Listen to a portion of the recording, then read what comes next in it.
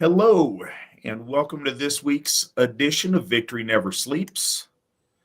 Tonight, Svan and I will engage in part 5 of our epic Völsunga Saga series.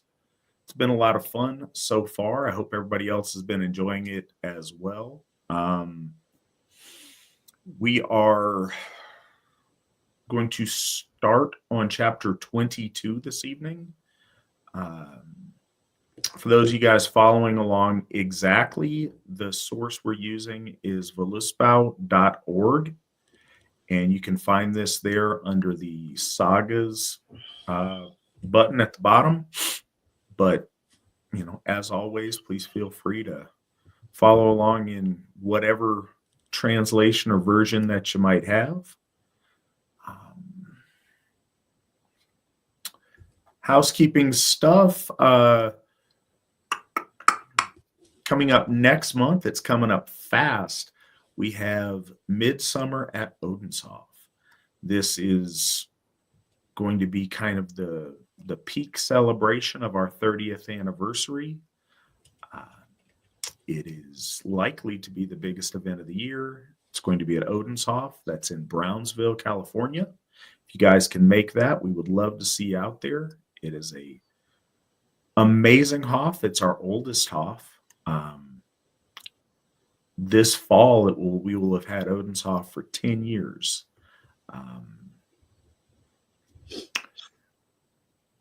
Amazing things have happened there and continue to happen there, and we've got a crew now there who has taken the best care of it we've ever seen. We've got volunteers there tending that holy space all the time. It's a real special spot. We would love to share it with all of you. So if you're interested, contact your local folk builder. We can get you squared away on that. That's going to be June 27th through the 29th. And as I said, that's at Odenshof in Brownsville, California. The following month, we have Sigurd at Sigurdheim in Jackson County, Tennessee. This will be the third annual Sigurd there. That is also a really special place. We've got big plans for that site in the coming years. We are very excited about that. Would love to share that celebration with you guys. It's located in a really cool area. It's very accessible to a lot of our membership. We would love to see everybody there. And that's going to be July the 25th through the 27th. So, if you guys can, we would love to have you guys out there. And again, contact your local folk builder, then get y'all squared away. And the following month, in August, we have Freyfaxi at Baldershof. That's going to be August the 22nd through the 24th. That's at Baldershof in Murdoch, Minnesota. Also an amazing event at an amazing place at a hof that's truly special. We would love to see everyone there. I am looking forward to sharing that with everybody and meeting any of you I haven't met and getting together with those of you who I haven't seen in a while. So if you are able to make that, please contact your local folk builder, then get you all squared away. Update on our efforts to pay off Njordshof. I've been pushing it a lot lately. I appreciate you guys bearing with me, but it's been effective. You guys have come through in a very big way. We've made tremendous progress towards it. So we're keeping that effort going. We are 84.4% of the way paid off on that. It's really ramped up in the last couple of months. We currently owe $37,979. I know that's 100 more than is indicated there, or 100 less than is indicated there. That's because we got a $100 donation right before the show started from GW Farnsworth, along with a $30 donation towards the VNS program specifically. So thank you so much. You start off every show with your generosity, and we appreciate it. So thank you very much. But you guys in general have been extremely, extremely generous, and we really appreciate it. We're making awesome progress. Paying off Njordshof is the first step towards getting Phrasehoff. It's going to be the AFA's next Hoff, and we're looking to put Phrasehoff in Western Pennsylvania or Eastern Ohio, depending. So we're very excited about that. But before we're able to do it, we need to pay off Phrasehoff. And that's help us get there. If you're interested in donating, runestone.org/donate, and very much appreciate it. Also, if you're listening to this, like, share, and subscribe wherever you find it.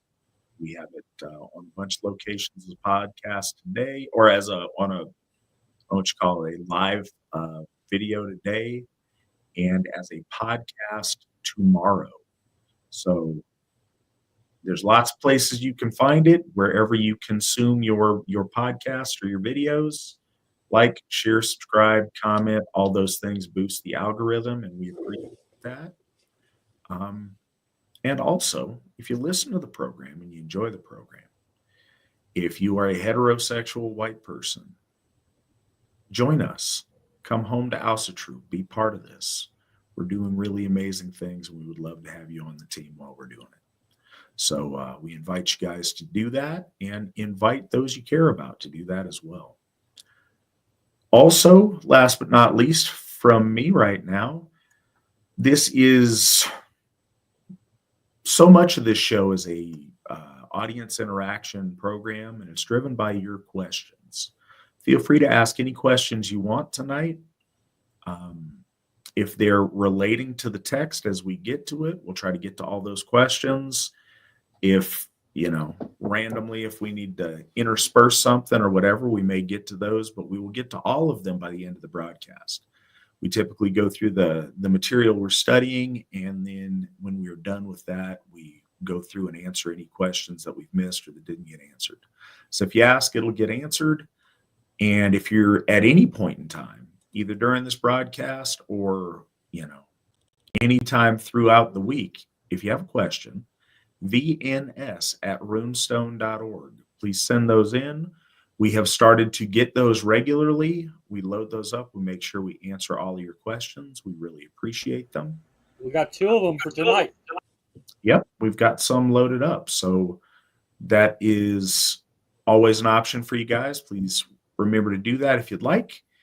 And Svan, does anybody need to know anything as we prepare to go into the text this evening? For those, a brief recap.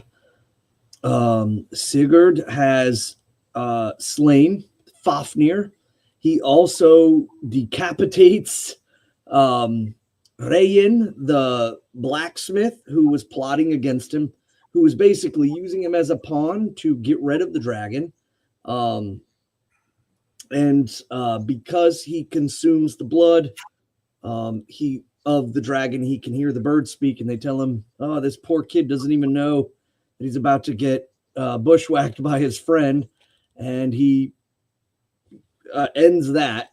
And then he takes the gold and he makes his move, and then he gains the word of knowing that there is a Valkyrie, that is on top of a mountain ringed in fire.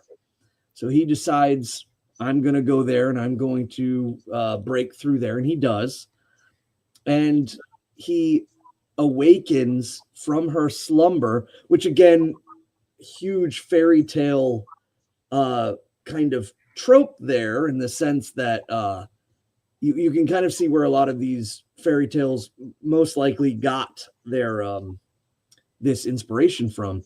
He wakes her up, and when he does, she tells him why she was in slumber. She had went against the edict and the will of Lord Odin and was punished, but then she breaks out so much lore to help him. And this is a huge Aryan story concept, is the feminine power is in a place that is cordoned off, and it takes a great feat to get through it. And then once you do, there is this gaining of knowledge. There's this bestowment of power. This visceral power is placed into Sigurd, where he will then take it and manifest his will. We see this very similarly with Lord Odin going under Sutung's mountain and drinking of Kvasir's blood and making the mead of poetry. And there Gunnlod is the feminine. We see it also outside of the Germanic. King Arthur received the sword Excalibur from the Lady of the Lake. And again, there's just it can't be emphasized enough about the culmination of power of the feminine, and then the bestowment of power on the masculine, and then the masculine takes that power and goes into the world to carve out his will. And we find this over and over and over again. So I really enjoy that. Plus, there was runic knowledge that was dropped in there. So for the folks that maybe didn't get it last time, I would definitely recommend going back and reading. If you're on voluspa.org, and we're on chapter 22, check out chapter 21, chapter 20. Very interesting things in which she is telling secrets of the runes, as perchance I would presume that it was because of the knowledge passed down from Lord Odin himself. So at that point, he thanks her for bestowing him with all of this glory, and ends on the poetic words. I'm blessed of the sons of men, and she said, yes, you are, because I had choice of any man or any of the sons of men, but I choose you. And there's still a sense there that even though he came in and freed her from her slumber, it wasn't until she voluntarily said, I bestow this wisdom. I am linked to you. And then when he leaves from here, he is adorned in the great wisdom and power. It's almost a literal sense, because he goes there and gains this knowledge. And then when he leaves, he is bedecked in everything that would make a warrior of the age salivate. It's just the pinnacle, the zenith of warriordom as he leaves this place. So then chapter 22, of the semblance and array of Sigurd, Fafnir's Bane. So now that's his title. He is the dragon slayer, Fafnir's Bane, and he is leaving this mountain. And he says, it says, now Sigurd rides away. Many folded is his shield. And I was looking at the translation of this. The word that's used is folder, which means to fold. And then marg is pinched or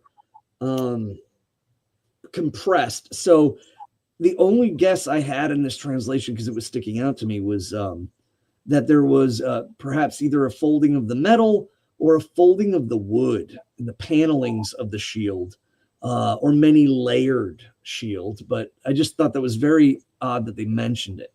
So he has a tightly folded or layered shield, and it is blazing with red gold, and the image of a dragon is drawn thereon. And the same was dark brown above and bright red below. And with even such like image was adorned a helm and saddle and coat armor. And he was clad with a golden byrnie, which is a chainmail shirt, usually stopping mid bicep and going down just above the knees, and was often either donned by going over the head or tying and pinching together. And all of his weapons were wrought with gold. So now we have the emblazoned warrior. His colors, the red and brown with the red gold, images of the dragon all over his helm, on his shield. And then he's wearing, and they say, he has a coat armor. And I don't know if this perhaps is lending to a different type of armor placed over the Bernie, perhaps like a robe-like garment, leather, perhaps metal ensconced in leather, that's kind of placed over the Bernie. But they seem to be two separate things. And now for this cause was the Drake drawn on all of his weapons, that when he was seen of men, all folk might know who went there. Aye, all those who had heard of his slaying of that great dragon, that the Vorings call Fafnir. And for that cause are his weapons gold wrought and brown of hue, and that he was far above other men in courtesy and in goodly manners, and well nigh in all things else. And when as folk tell of the mightiest champions and of the noblest chiefs, then ever is he named the foremost, and his name goes wide about on all tongues, north of the sea of the Greek lands, and even so shall it be while the world endures. So all the way south to the land of the Greeks, or the Mediterranean, and northward to the vaulted lands of the Norse Germanics. Now the hair of this Sigurd was gold red of hue, fair fashioned and falling down in great locks. Thick and short was the beard, and of no other color. He was high-nosed, broad and high-boned of face. So keen were his eyes that few durst gaze up under the brows of him. His shoulders were broad to look on as shoulders of two. Most duly was his body fashioned betwixt height and breadth. So he has fair and reddish blonde hair, laying down in locks, and he has a short beard that's cut close but thickly. And he is not too tall, and he is not too stout. He is the perfect admixture of the two for himself. And his eyes are keen and driving, so that it was rare that people would lock eyes with him. He had an intimidating gaze. And he was also, again, in goodly manner. I think that's really important for people to pick out. He was a noble acting. He was kind when kindness was deserved, and knew the ways of interaction with folks that was best befitting a noble soul. And in such wise was seemliness. Now, seemliness, and this kind of correlates to a question that's in the queue. Seemly is the Germanic word for honorable. So to do something unseemly is to do something of no honor, or at least in a social sense. It may not necessarily be in a criminality sense, but a lot of the Latin and Germanic conjunction of, or not conjunction of words, but usage in certain ways. And this writing certainly has a lot more of the Germanic usages. We were talking about victory and the Germanic equivalencies. So that's why I just saw that seemliness.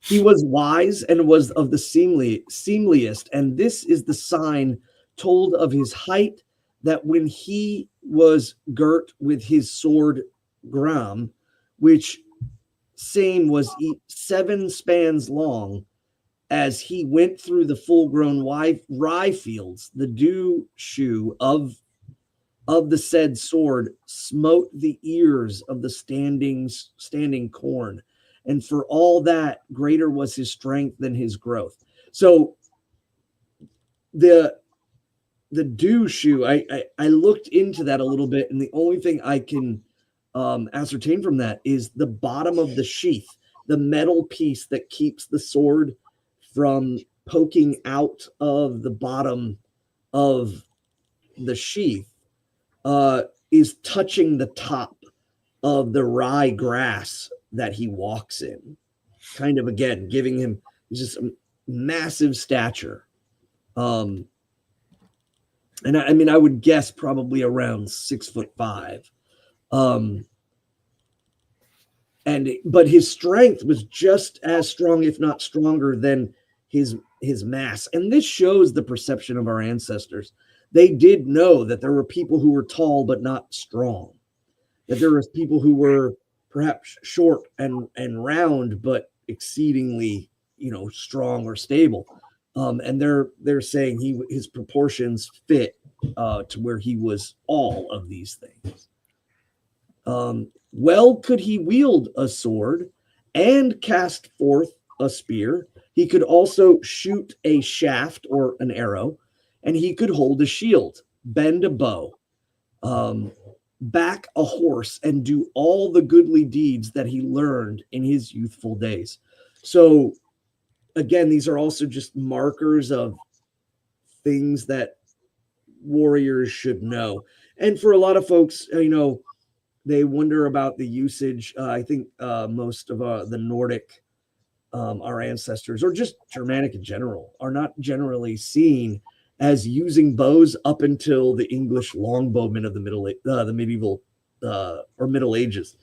And no, they were clearly used, and it speaks of the fact that they were probably of a good strength, if the testament of being able to bend a bow was impressive.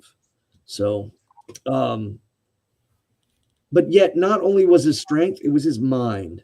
Wise he was to know things yet undone, and the voice of all fowls he knew. And that again kind of also comes from the fact that of the blood, obviously clearly being able to understand the birds.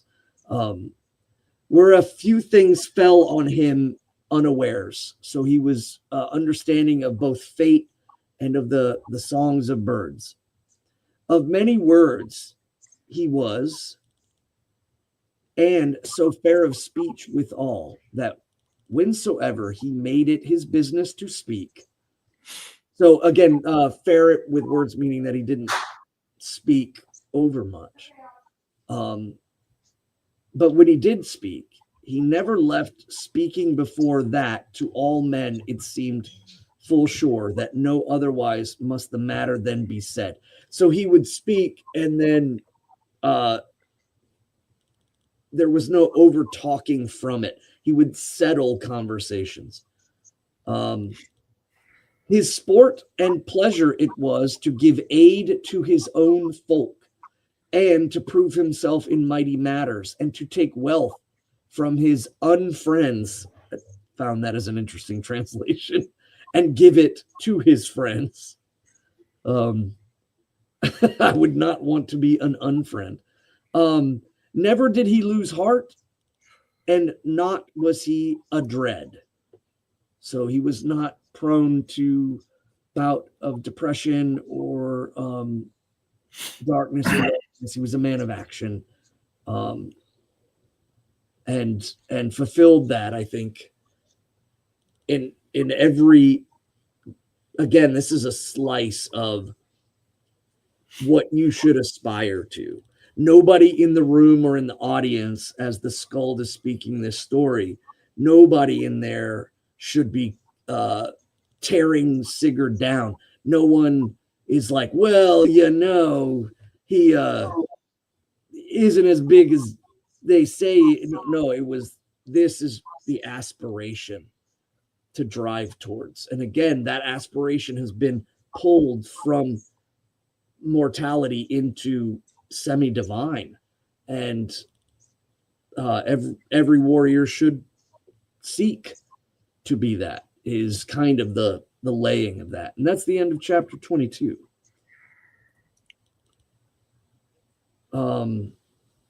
Chapter 23, Sigurd comes to Heimdall. So I want to, before we do that, because I think this is,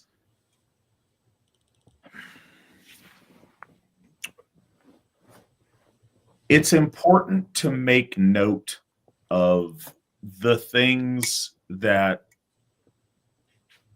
were seen in an Asatru context as being exemplary or fitting for their idealized person.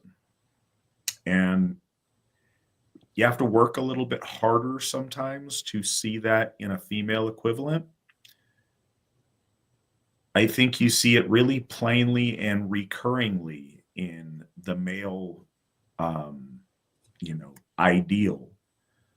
But I often, I wonder, I don't want folks to ever think that that's locked in a historical period. These things were exemplary about him. His stature, his power, his skill, his knowledge of things, but also his bearing, his countenance, his attitude on things. And it's hard because it's not, our lore's not itemized in like the most accessible way to download information. You have to absorb it from a lot of different fragments, a lot of different places, and kind of integrate it into your worldview and your understanding over time. But it's talked about again and again about how noble people, how great warriors, how heroes, how princes' sons ought to be, the bearing they ought to have. And what we see consistently is this idea of battle might. And I know that that might seem harder to access or harder to conceptualize today in the same way. We don't have the same need to throw spears or to loose arrows or to wield swords as our ancestors did. But the capability of being formidable to the challenges that present themselves matters. The ability to face opposition with skill and with might. The physical bearing that speaks of health, that speaks of being strong and mighty and fit for physical challenges is every bit as relevant today as it once was. And it is useful, I think, to realize that and really absorb that. But also, more than that, what's spoken about, and we see a little glimpse of it here, is the idea of being joyous and being courageous. In our lore, it's spoke well about being joyous through your struggles, to be able to keep glad men. It's described in the Havamal, to have, to be able to hold your head up under adverse conditions, and to not just kind of grit your teeth and bear through it, but be able to be cheerful and happy to be around through the struggles in your life and through the challenges that you face. In the saga of Ragnar Lothbrok, there's his death song where he's laughing even under the face of death. that's really important. And it's particularly important in a day and age to where mental illness affects our people a lot now. But more than like clinical mental illness, overall depression and feeling beat down affects us tremendously today, especially young men in this day and age. Aspiring to, and I get that one can't just choose to be happy or choose to not feel a certain way, but it's more than a passive admonition to like, yeah, it's good to be happy. No, all of these things are active things to strive for. If you are someone who is depressed, try your best to fix it, not just hoping it gets better, but actively pursuing ways to make that better. It's not just for the sake of yourself, but for those around you. One of the other things that's implied in all these things is these people's ability to lead other men and to interact with others. When a man of worth of our ancestors would be glad in the face of battle, would be bold and courageous in the face of fear, it inspired those around him to share that or to live up to it or to strive towards that. We all owe that to one another. We owe it especially to our families and especially younger men coming up after us to keep a smile on our face, to show and display courage in the face of opposition, and to have a glad heart as we engage in the struggles of life. And it's very often we idealize like, yeah, if I was facing a dragon, I'd do this and this. But if I'm facing a problem at work or a family member who's going to call me mean names or whatever else, and I say it like it's silly. No, all of those things bother me too. Like I get that. But rising up to the occasion and conceptualizing courage and positive attitude outside of a early medieval or mythical context, I think is a big challenge for a lot of our folk. And I think it's something that, we all know when we read this and seems common sense, but I don't know if we stop and meditate on it. And I don't know if we incorporate it into our thought process and how we evaluate our actions in the world around us. And I would encourage everyone to do that. And this is just kind of a good example of reinforcing that depiction of what our ancestors thought the ideal man ought to be. I was nodding and kind of laughing when you said that, because again, the idea that some of our folk, the men folk, will say, brother, I'm in your shield wall, I'm shoulder to shoulder with you, and in essence they're speaking about it like they would slay that dragon, but then they run away when there's media, or the path darkens a little bit in the real world, and the dragon is stand shoulder to shoulder with me if we're facing armed, Burgundians, but you won't stand shoulder to shoulder with me in a picture of us smiling, worshiping our gods, or, show up bold in the face of whatever, but you won't show your face or use your real name when you interact on the internet or in places where it's visible.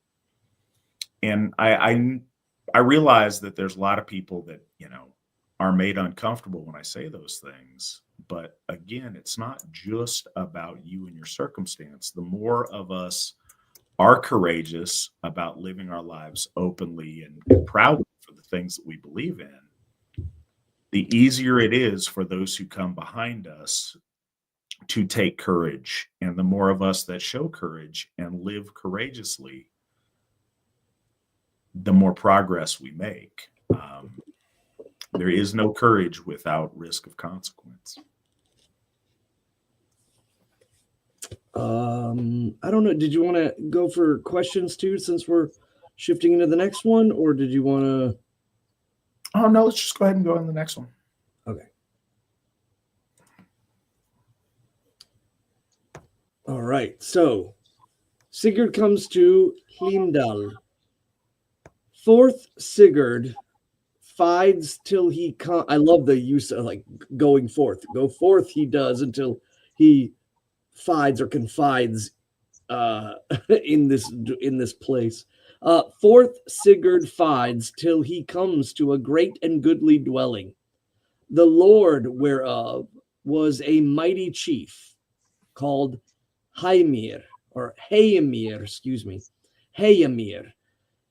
He had to wife a sister of Brynhild. So her, and this again, the Valkyrie figure is just like in Helgi Hundingsbana. She is divine but also mortal. She has a father and siblings, and then at the same time is also doing the work of Lord Odin. So his sister is, or excuse me, her sister is married to Heimir, the king of this land. He had to wife, and her name was Beckhild. Because she had bidden at home and learned handicraft, whereas Brunhild fared with helm and byrnie unto wars, wherefore was she called Brynhild. So again, the usage of the name there, but Brynhild means the chain shirt. So her name kind of translates to the armor or the chain shirt of battle. And I have not looked up Beckhilder in reference to, but she is a woman who knows the ways of the home.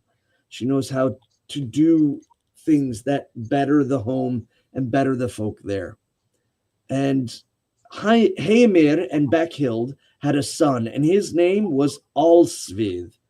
It says Alswid in English, but Alsvid meaning all fast or very swift, all swift. And he was the most courteous of men. Now at this stead were men disporting them abroad. But when they see the man riding there too, they leave their play to wonder at him. So here they're having sport, they're doing something afield, playing some sort of game, and when they see him crest over the hill, they all run to see who's coming. For none such had they ever seen erst. So they went to meet him and gave him good welcome. Alsvid bade him abide and have such things at his hands as he would. And he takes his bidding blithesomely. Due service withal was established. 4 men bore the treasure of gold from off the horse, and the 5th took it to him to guard the same. So all of the treasure of Fafnir is on Sigurd's horse. He's bedecked out in gold and steel, and they run forward and they greet him kindly. And 4 of them take the treasure, relieve the gold, take the gold off the horse to relieve the horse. And then a 5th man swears to Sigurd that he will defend his property. He will defend his treasure. And there's, not a moment where they're kind of coming in to pilfer. No, this kind of great sense to want to be able to help a great warrior.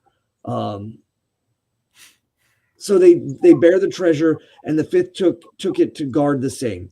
Therein were many things to behold, things of great price, seldom seen, and great game and joy of men had to look on byrnies and helms and mighty rings, and wondrous great gold stoops and all kinds of war weapons.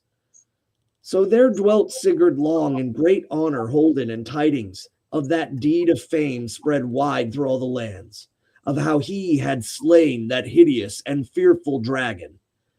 So good joyance had they together, each was leal to the other, and their sport was arraying of the weapons, and the chafing of arrows, and the flyings of their falcons.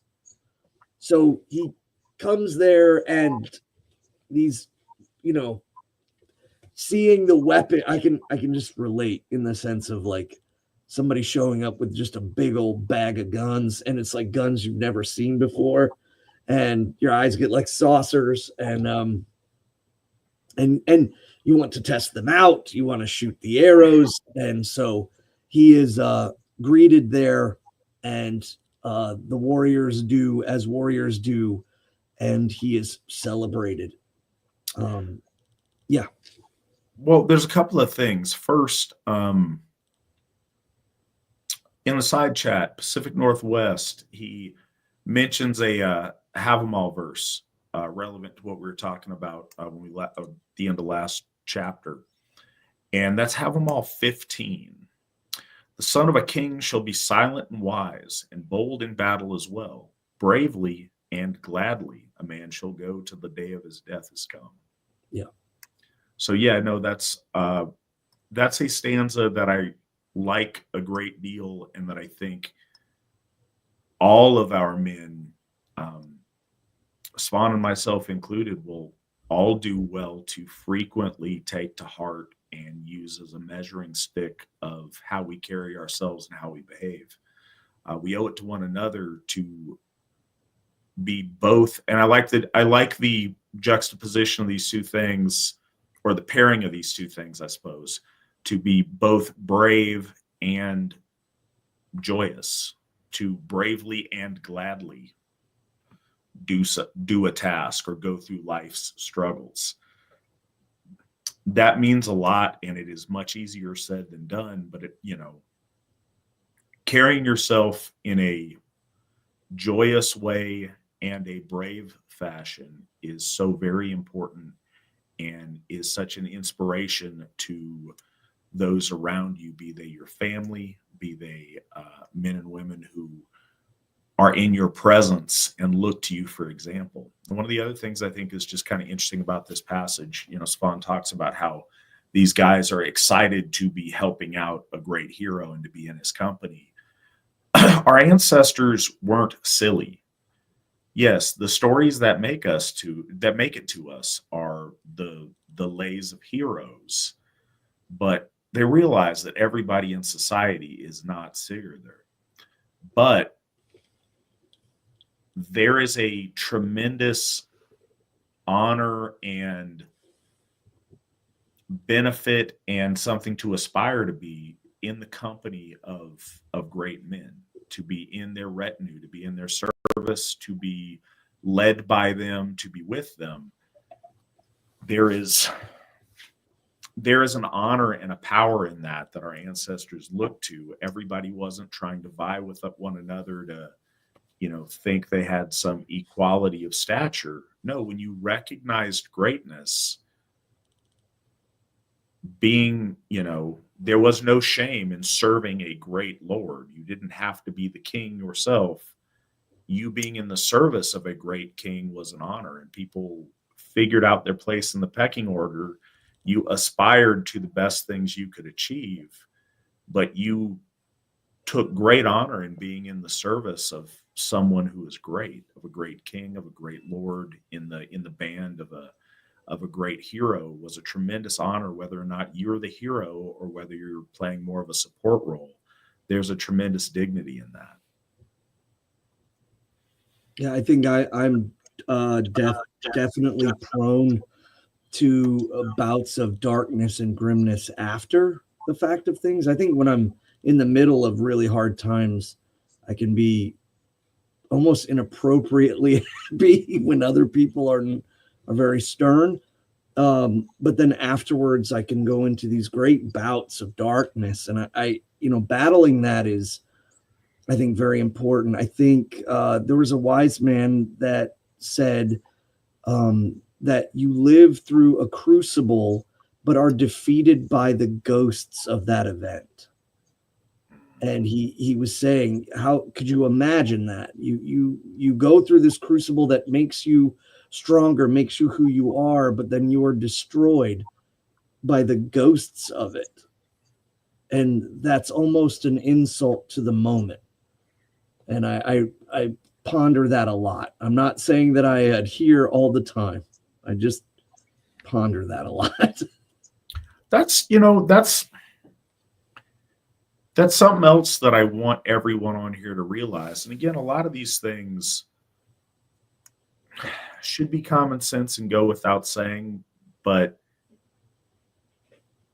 a lot of the things that are common sense and ought to go without saying slip under the radar because nobody stops to ponder them or stops to realize. There's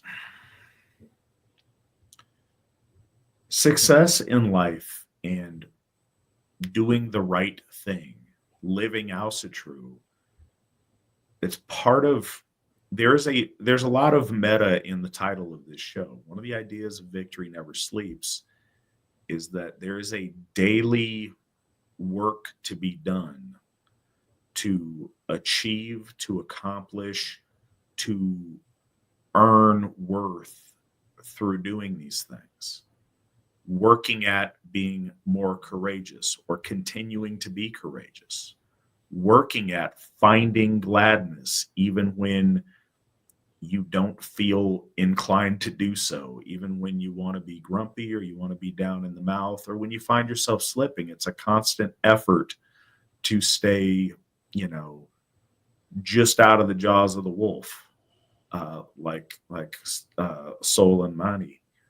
We need to always be moving forward. You can't rest on your laurels. You have to stay vigilant to not let these things creep in, and to check yourself to make sure you're the best you can be. And when I say that, you need to do that, I mean, we all need to do that. It's something that I try to be very conscious of each day. And, sometimes I succeed, sometimes I don't. Sometimes it's a mixture of the two.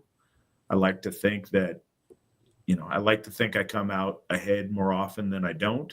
But that's certainly my intent every day. And I think that no matter where we are on the scale of victory or defeat, we could all be better. We can all do more and be more. And we owe it to ourselves and to those around us to strive for those things. So checking in on these things time and time again is a never-ending cycle that should strengthen us and help move us forward.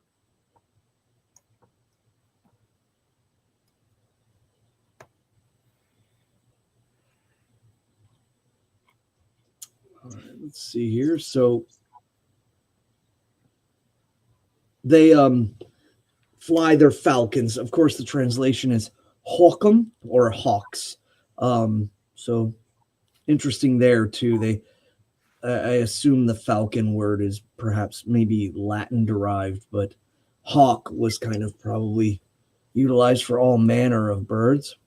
And there again is a reference to falconry, which I kind of like that stuff. Again, and two, it's not really talked about so much in our ancestors' day and age of the Viking age, and generally seen as something done more in the medieval times. But no, they had hawks and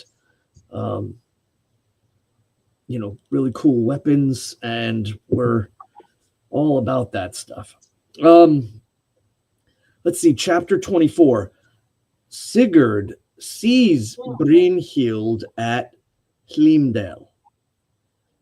In those days came home to Heimir Brynhild, his foster daughter, and she sat in her bower with her maidens, and could do more skill in handicraft than other women. So now, she's good at battlecraft, but she's not slacking in the duties that, you know, make a household good. It's just that her sister's better at it. But then it goes again into almost unbelievable levels. It's the extraordinary for sure. She overlaid cloth with gold, and sewing therein the great deeds which Sigurd wrought, the slaying of the worm and the taking of the wealth of him, and the death of Rayin withal. So she's making a tapestry, and she's telling that story. Now tells the tale that on a day Sigurd rode into the wood with his hawk and hound, and men thronging. So he had a good hunting party.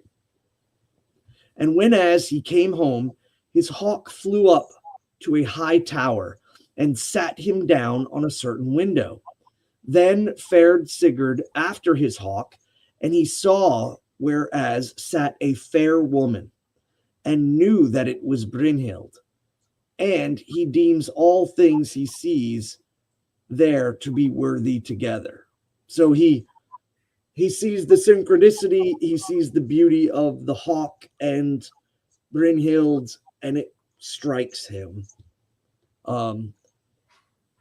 Both her fairness and the fair things that she wrought, and therewith he goes into the hall, but has no more joyous in the games of men and folk. Then spoke Alsvith. Now, Alsvith is the prince of this land, Haemir's son.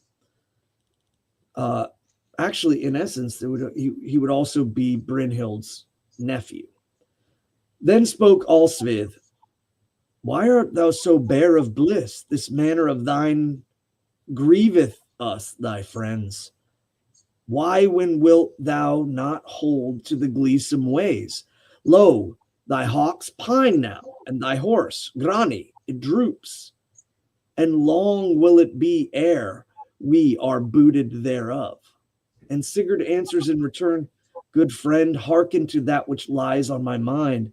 For my heart flew up to a certain tower, and when I came thereto and took him, lo, there did I see a fair woman, and she sat by needlework of gold, and did thereon my deeds that are past, and my deeds that are to come. And then Alsvith said, thou hast seen Brynhild, Butli's daughter, the greatest of great women. Aye, verily, said Sigurd, but how came she hither? Alsvith answered, short space there was betwixt the coming hither and the twain of you. Sigurd says, aye, but few days agone I knew her for the best of the world's women. Alsvith said, give not all thy heed to one woman. Being such a man as thou art, ill life it is to sit lamenting for what we may not have. I shall go and meet her, says Sigurd, and get from her love like my love, and give her a golden ring in token thereof.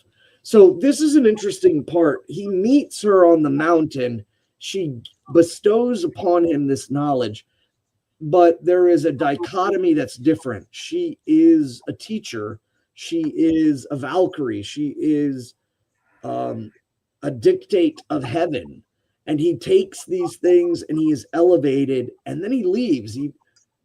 He doesn't kiss her or try to betroth her. You know, he releases her from the byrnie that keeps her asleep, that holds the thorn, but he leaves.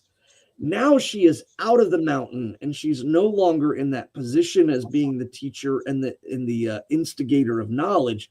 Now he sees her as a woman, and suddenly he goes from being happy and, you know, being out with the boys and doing all these things and hunting so much, and then he sees her and something strikes in him, and now he's pensive and thinking, and he decides that he will attempt to give her a ring for her betrothal. And Alsmith, of course, does say, like, don't pine over one woman. It's like, it's bad for you to long for the things you can't have.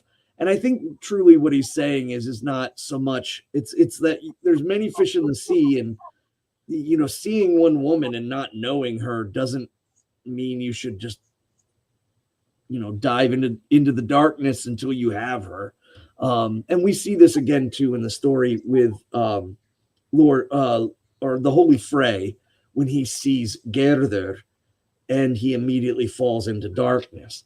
And so we could surmise that this is a clearly something that's been witnessed. I think any parent who has a young teenager that's pining or falling in love or what have you. But I think this was also, again, it was about not relaying the entirety of your being over to your emotions. And so he says, Alsvith says to Sigurd, he says, none has ever yet been known whom she would let sit beside her. So she is not one to take the company of just any man that tried to court her, or to whom she would give drink. Forever will she hold to warfare and to the winning of all kinds of fame. So she is a Valkyrie. She is an instrument of war by Lord Odin, and that is what she thinks of, and she thinks of solely. And the other thing too, that I think is worth to note is the story would be spoken out, and everyone in the crowd would get the idea that it's the woman who is not so available all the time, the one who has boundaries, the one who has standards. This is again just is being reiterated culturally.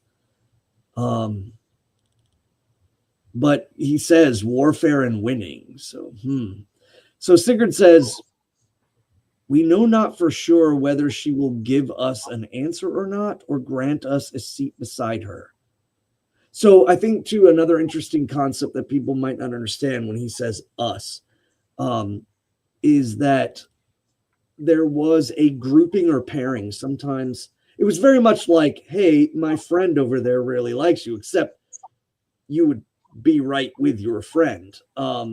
But there was a sense of moving socially, especially when it came to trying to build relationships and courting, in which there were multiple people involved, because if you tried to court someone and say her father or her brother took great offense, he may try to slay you. So having multiple people there to kind of witness and go through was more common to practice than I think a lot of people think. So the next day, after Sigurd went to the bower, but Alsvith stood outside the bower door, fitting shafts to his arrowheads. Again, most arrowheads were not attached to the shaft of the arrow, so he's doing kind of more or less like maintenance work. He's figuring out which head he wants to put on the shaft for each different, usage of the arrow, while he's waiting for Sigurd to, attempt to move forward with Brynhild. And Sigurd speaks. He says, abide, fair, and hail, lady. How farest thou? And she answers, well, it fares. My kin and my friends live yet. But who shall say that good hap folk may bear to their life's end? So she kind of puts up the wall. It's a little cold. She's saying, her friends and her family are doing well, but life is up and down, and you can't say that they're going to be happy for forever. And this courting, it just states that you can see the game is on, if you will. And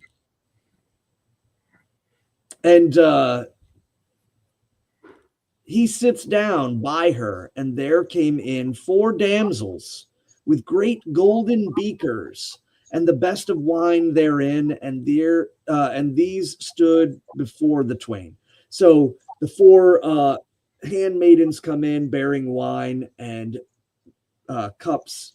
And then Brynhild said, "This seat is for few, and if my father come?" And he answered, "Yet it is granted to the one that likes me well." So she says that no one sits in that chair or that bench except for my father.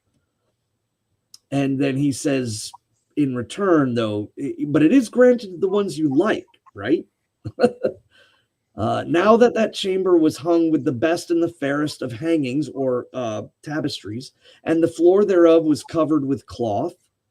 Again, another interesting thing, the floor of the stone floor is covered with a carpet.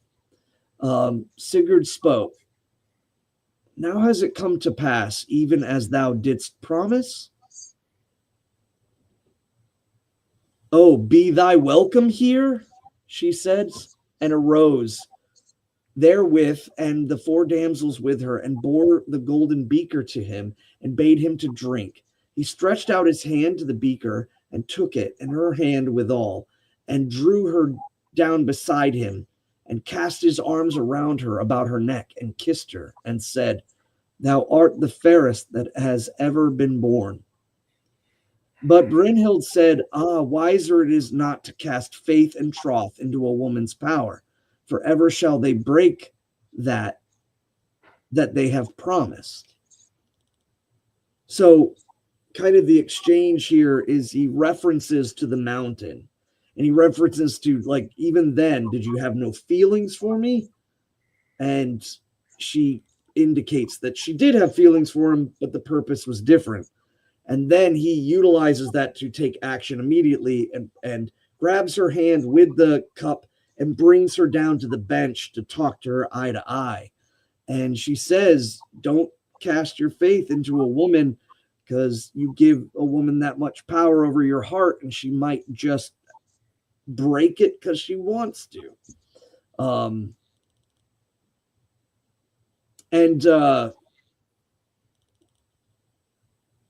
He says, "That day would dawn the best of days over our heads, whereon each should be made happy." So he says, "No, the point of this is that I make you happy and you make me happy. This is an exchange." And Brynhild answers back, "It is not fated that we should abide together. I am a shield may, and wear a helm on my head, even as the kings of war, and them full oft I help. Neither is the battle become loathsome to me." So she says, I can't settle down. It's not fated. I work for Lord Odin. I decree the fates of men, and battle has not, I don't turn away from it. I'm drawn to it. And Sigurd answers, "What fruit shall be of our life? If we live not together, harder to bear this pain that lies here under than the stroke of a sharp sword." So he says to her, it's, if we can't be together, the stabbing of my heart would be worse than any sword stroke. And Brynhild answers, "I shall gaze on the hosts of the war kings, but thou shalt wed Gudrun, the daughter of Gjuki." Sigurd answered, "What king's daughter lives to beguile me? Neither am I double-hearted herein, and now I swear by the gods that thee shall I have for my own, and no woman else." So this is interesting because, again, Brynhild is in the physical, but she is clearly an extraordinary spirit, and she is speaking about his fate. She's foreshadowing his life even before he even knows it. And he's like, "Who is this person? I don't know her. There's no way. I'm here now, and you are the one who has, again, I slayed the dragon, and you took this raw power and formulated it forward. You're the one. And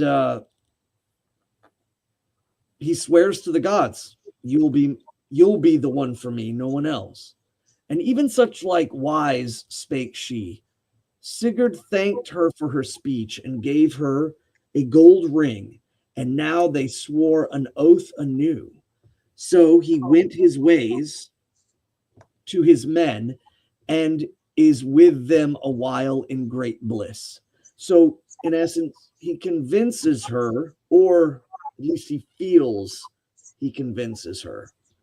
And he gives her a ring, and then he goes back and he's just floating when he gets back to his men. And at the possibility that they could be together. In chapter 25, of the dream of Gudrun and Gyuki's daughter. Sorry, not and. Gyuki is the father of Gudrun.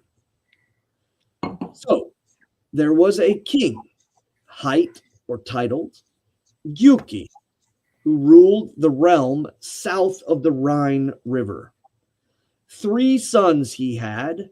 There was Gunnar, Hogni, and Guttorm.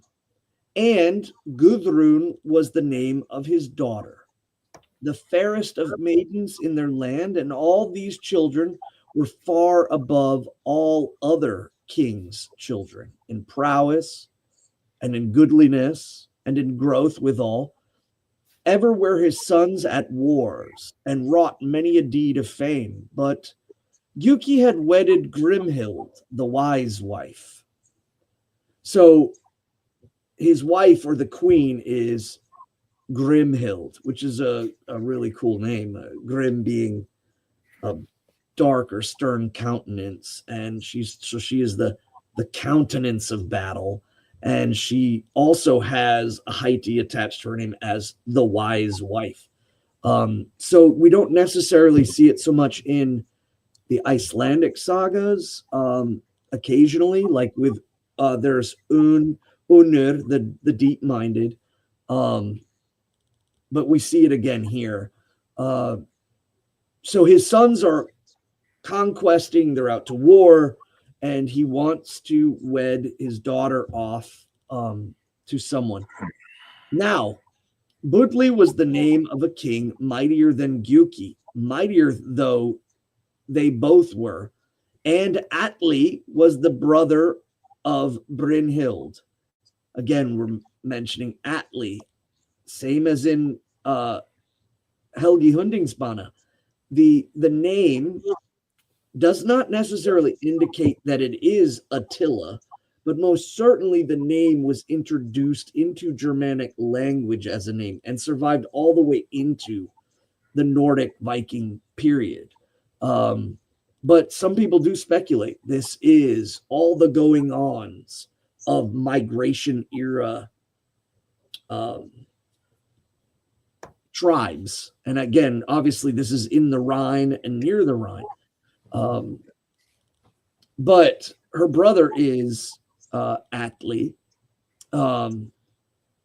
He was a fierce man and grim, great and black to look upon, yet noble of mien withal, and the greatest of warriors.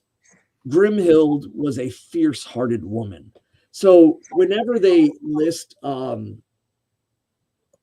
black, any type of reference to blackness or to swarthiness is always Chocolatey Pete. What's that? I said chocolatey Pete. You got an elf in the coal bin. No, it always meant the general countenance of the person. And this is mentioned with the Black Irish. And throughout most of Europe is the strand of folk. They are folk, but they have perhaps golden skin. They have darker hair, darker eyes. And they care these traits just as much as the traits of, like, when they mention the red gold hair and so on and so forth. So they're painting this, and we can see this is mentioned throughout our history quite often. This person was, or they would have the name like Einar the Black, and most likely it was because they just had dark features. Like Cheddar Man. No, I think that's a little too dark in the skin on that one. It's funny. I went to when I was in Sweden visiting our members there. I could just pick that. We were with a group of people, and there was one guy that had black hair and dark eyes, and he'd be the guy in the group that's like, whatever his name might be, like, Johann the Black, because he's the dude with the dark hair and the dark eyes, not because he is of increased melanin. Yeah, in actuality too, because the word translates from svartur, which means sooty, or it survives in English as swarthy, but the word sooty means to be blackened by like smoke and carbon. The word that they actually used, at least in the late Nordic period, when they had contact with people from the continent of Africa, they used the word blue, because blue. Yeah, blue had a big meaning. It could be light blue or it could be navy blue, and so they brothers was blue black. Yeah, the Blaumader, the blue black men. So swarthy, even though it gets translated to black, really just means more of, yes, like a countenance of darkness in certain areas, like the hair. We see it too survive with, like, even up into like the age of the pirates and things like Black Tom. And again, it's just referring to the dark. Actually, that just made me realize something. There was a scene, I believe, in a movie, Deadpool, where he was making a joke of that. There is a guy named Black Tom, and he's constantly referring to him as being black, even though he's clearly not. And he's trying to call the other guy in the movie racist for I guess killing him or hating on him or something. It's silly that we have to say this, but in this day and age, when, I don't know, the forces of degeneracy want to destroy cultural distinction, they seize upon any reference like that to, I don't know, try to rob us of our heritage in a really despicable way. And it's just dishonest. So it's important to kind of keep that in mind. Right. Yeah. Again, I think the narrative that race or racial nomenclatures didn't exist until folk people started using it, which is not true. Actually, I believe the Native Americans were the first ones to use the basic colors. There is the red man and the white man and the black man and the yellow man and the brown man.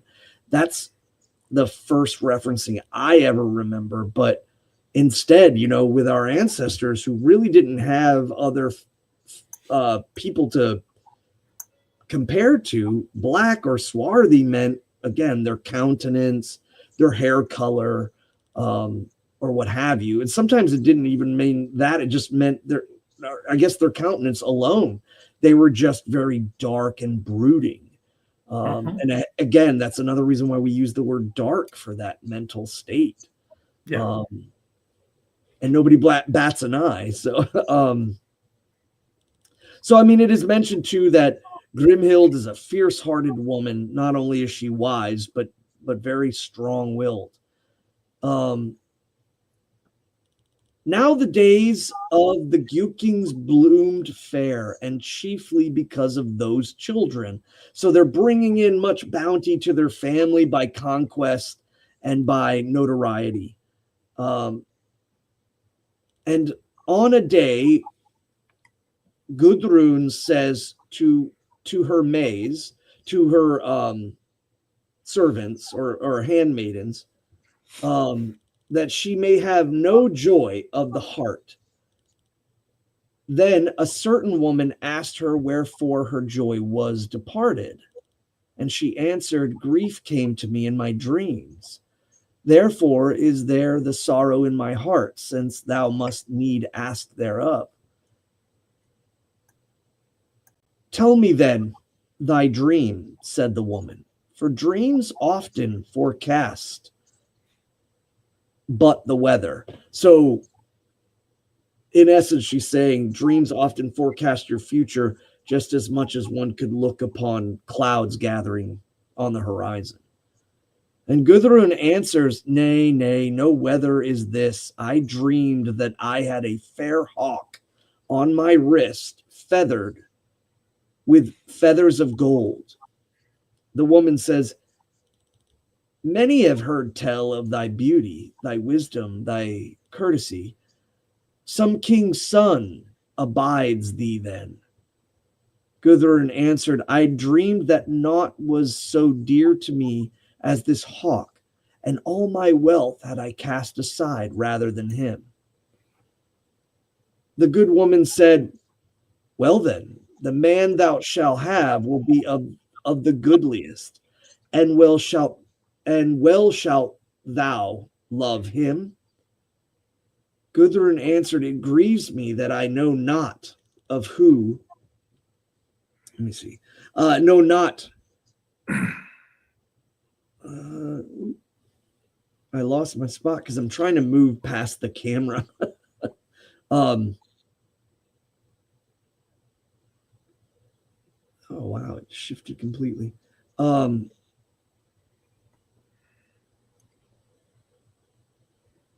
me see. Well, the man that is, she was of the goodliest shall be. It grieves me that I know not who he shall be. Let us go seek Brynhild, for she belike will wot thereof. So she would perhaps have the ability to glean who this person is. So they travel to Brynhild.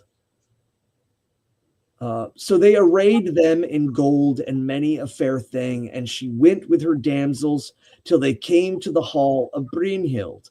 And that hall was dight with gold and stood on a high hill. And when as their goings were seen, it was told to Brynhild that a company of women drove towards the burg in gilded wagons. The burg is a keep or a castle. It could also mean a mountain, but in this case, it's pretty clear. And so she's told, "Hey, there's a great retinue of women coming here, and they are in wagons of gold and or fine wagons." And she says, "That shall be Gudrun, Gyuki's daughter." Says she, "I dreamed of her last night. Let us go and meet her. No fairer woman may come to our house." So she says that she had a dream and we should go out and meet her. So they went abroad to meet her and gave them good greeting. And they went into the goodly hall together. Fairly painted it was within. So not only do they wait for her to come to the door, they go out and they exchange the greetings. They bring everyone. They go together and they walk into the keep, and the keep is painted with pictures on the walls.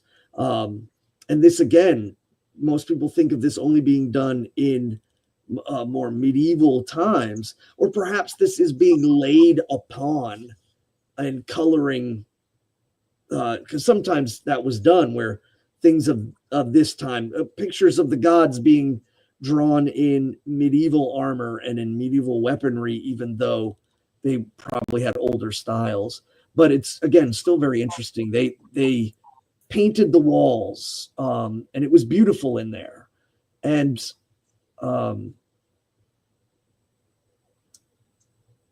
it was well adorned. And a well adorned silver vessel clothes were spread under the feet of them. So they had carpets or rugs for their feet. And all the folks served them, and in many wise they sported. So they started to speak words of wisdom and what was going on in the world, and so like small talk, if you will.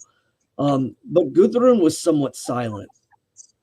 Then said Brynhild, "Ill to abash folk of their mirth.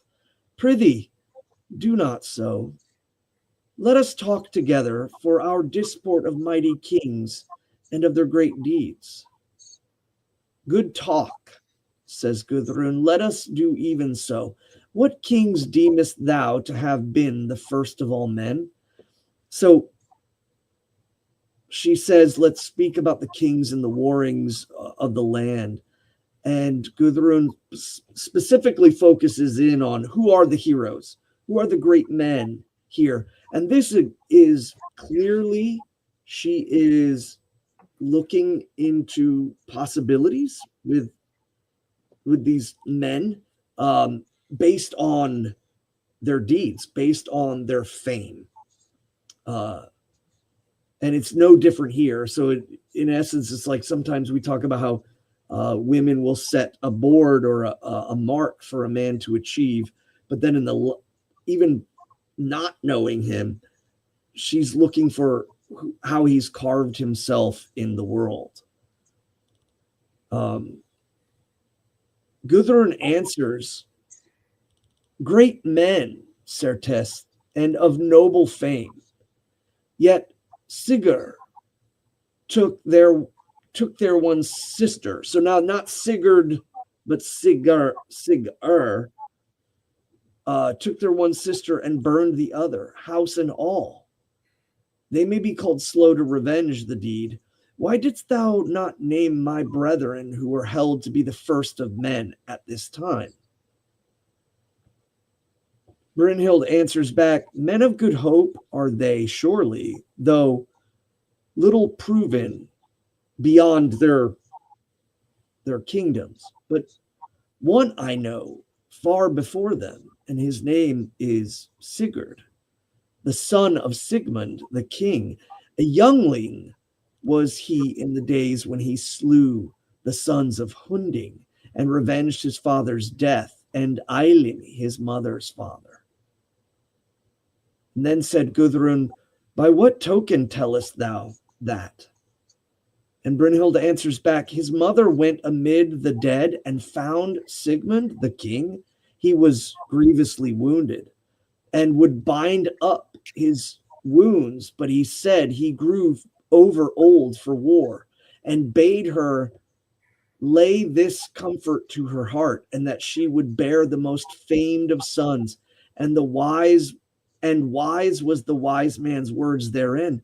For after the death of King Sigmund, she went to King Alf, and there was Sigurd nourished in great honor, and day by day he wrought some deed of fame, and is the man most renowned of all the wide world." So we're kind of again giving a recap of things. Especially if this was spoken in sections, this would make perfect sense to kind of reiterate and recap the hero. So Gudrun says, "From love hast thou gained these tidings of him? But for his cause came I here, to tell thee dreams of mine, which have brought me great grief." Brynhild says, "Let not such matter sadden thee. Abide with thy friends who wish thee blithesome, all of them."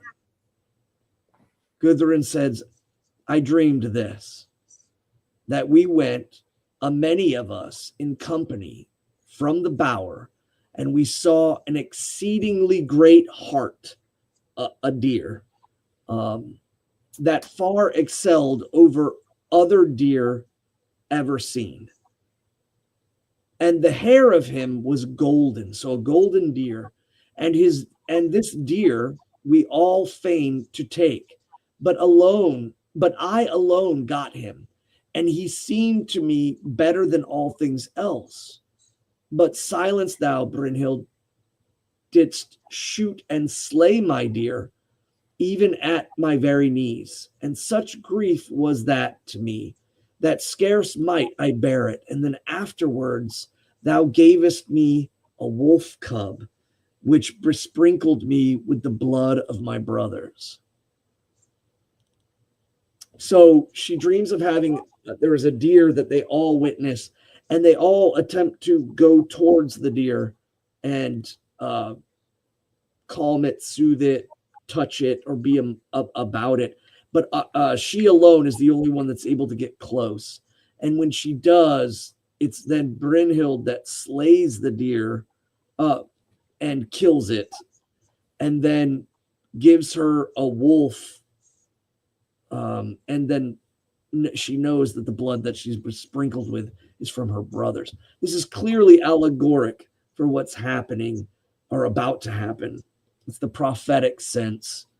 And, most likely the deer is Sigurd, and a great woe is about to befall her family in relation to him and Brynhild and their relationship that's not being brought about fully. It's again, it's that resistance.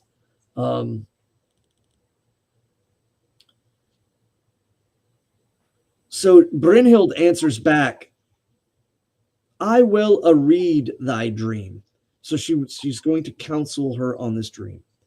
Even as things shall come to pass hereafter, for Sigurd shall come to thee, even whom I have chosen for my well-beloved. And Grimhild shall give him mead mingled with hurtful things, which shall cast us all into mighty strife. Him shalt thou have, and him shalt thou quickly amiss. And Atli the king shalt thou wed, and thy brethren shalt you lose, and slay Atli withal in the end. Gudrun answers, grief and woe to know such things that shall be. And therewith she and hers get them gone home to King Gyuki. So this is just absolutely the foreshadowing. It's very similar to the characters in Shakespearean plays in which you'll see the beggar or the lonely soldier, and he comes out on stage and he foreshadows everything. And so now it's not about what's going to happen, it's about how it's going to happen.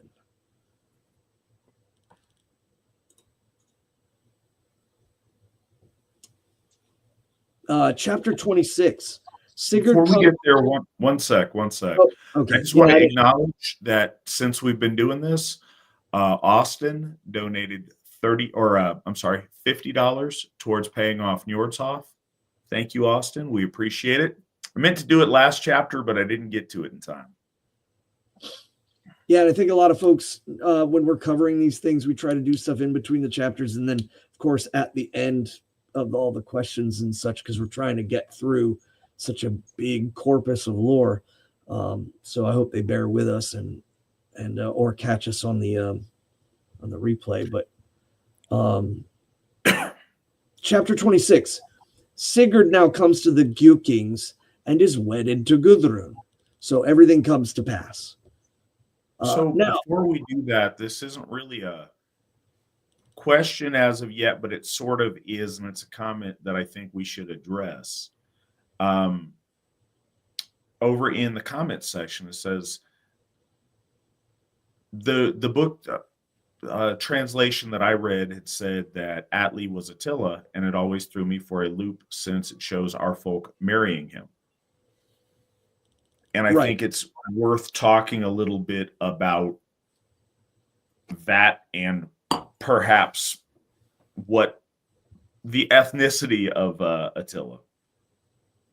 Well, so that's why I brought up the point that the name Atli, it's very similar to, like, in Iceland, there is a name Finn, and it's clearly Gaulish in origin. So the name itself could be I think by the time that all of this was composed, Atli was, I mean, this is far after all of that. And Attila and his conquering of the Eastern Germanic people greatly influenced the way that they lived. And eventually they managed to break free from the power of his kingdom because he passes away and his sons can't keep it all together. So you have this happening, and then the character and idea of Atli carries on into central Germany and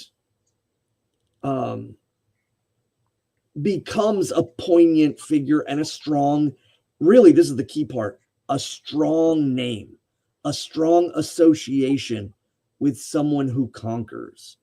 So the problem with him being literally Atli is that the other members of the story don't quite fit into these timelines.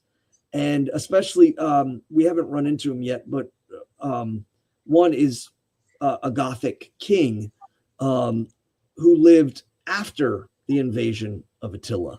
So all of these names and these folk that are being spoken of, some of them do have historical referencing, but from different times. So the name and also the kind of the overarching sense of who Attila is left. By this time, no, he's not a complete foreigner. He's just dark, just like Brynhild. And so it kind of alleviates a lot of that invasion from the foreign land over generations. You know, there's quite a long time between the composition of the story, but still the name lives on, the overarching purpose of what he was doing, the conquering, the great war master, if you will. So I don't think, oh, I was just going to say, I don't think they equate evenly. So they don't, and here's the thing, this isn't a work of history. This is a supernatural tale that is loosely set in a historical time period, and you pick famous people from history, and he is probably one of the only non-white people that would be famous enough in the day and age of this story being composed to put in there. And he's not displayed in that context. One of the things about the Hunnic invasion that's really interesting is they're a strange mixture of people that are like roughly Mongolian steppe people, but also lots of different, because this was, at that time, most groupings of people were not metropolitan. They were a race of people. They were tribes that were ethnic nations, whereas the Huns were a mob of amalgamated and absorbed peoples that swept across the steppe and into Central Europe. So there was a wide range of Hunnic appearance, from like Mongols to Polish people and everywhere in between, depending upon, you know, who was where and what kind of hierarchy.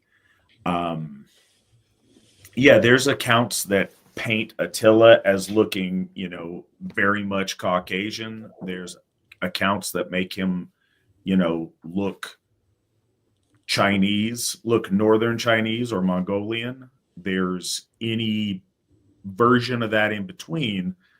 But by the time Scandinavians were writing this story, I don't think they have the perspective to conceive of him as being racially diverse because they've never seen an Oriental person. They have no idea what that looks like. It's interesting when you read medieval manuscripts, these people in Europe don't have a diverse existence with other races of people. When they paint pictures of black people, the people are white people painted black, like literally painted black, because they don't know what that is. Like there's an account of a woman in, I think it was Parsifal by Eschenbach, where one of the illustrations for one of the characters in it was half Moorish and half not. So the person is literally like one of those aliens in the old series of Star Trek, where half of them is black and half of them is white. People's understanding of what that would have looked like back then doesn't conform to logic or make sense, because we're looking at it. We understand these historical concepts. At the time they didn't. They understood that, in the distant racial memory of our folk, there was a conqueror that came out of the east named Attila that pushed, all the tribes in front of him and, existed in roughly the east. And I think that's kind of where some of this is. So I wouldn't get overly caught up in that. These people are not writing it from a day where they have Wikipedia and they're trying to make sense. I think from where they're sitting, most historical personages look like them because that's how they imagine their past. So I don't think this is meant to be an accurate ethnology of these people. I think it's more to add historical elements to embellish the level of this story, because as you watch, the story continues to develop as you end up reading it. As the Nibelungenlied, the scale and the time period and the setting all continues to evolve and grow. So don't look at this as a work of history, because that was never the intention and never what it was. Well, and there's a couple of things for folks that are interested in migration era history. Two historians, Jordanes and Procopius. Now, bear in mind, I'm not a huge fan. Procopius did not like the heralds. He wrote bad things about them. But he does describe him as, having a flat nose, swarthy skin, that showed evidence of his origin. But bear in mind, too, they spoke very ill about other peoples that they didn't like that were outside of the empire. So you get these kind of mixes. I think it's wrong for them to immediately assume that Attila is like Genghis Khan. There's probably more reference to the idea that he might have been more like a Scythian than a Mongolian. An interesting point of fact. And again, I don't know if the story says that so-and-so, as one person way back in ancient times, involved themselves in some kind of miscegenation with, this Chinaman that was conquering Europe.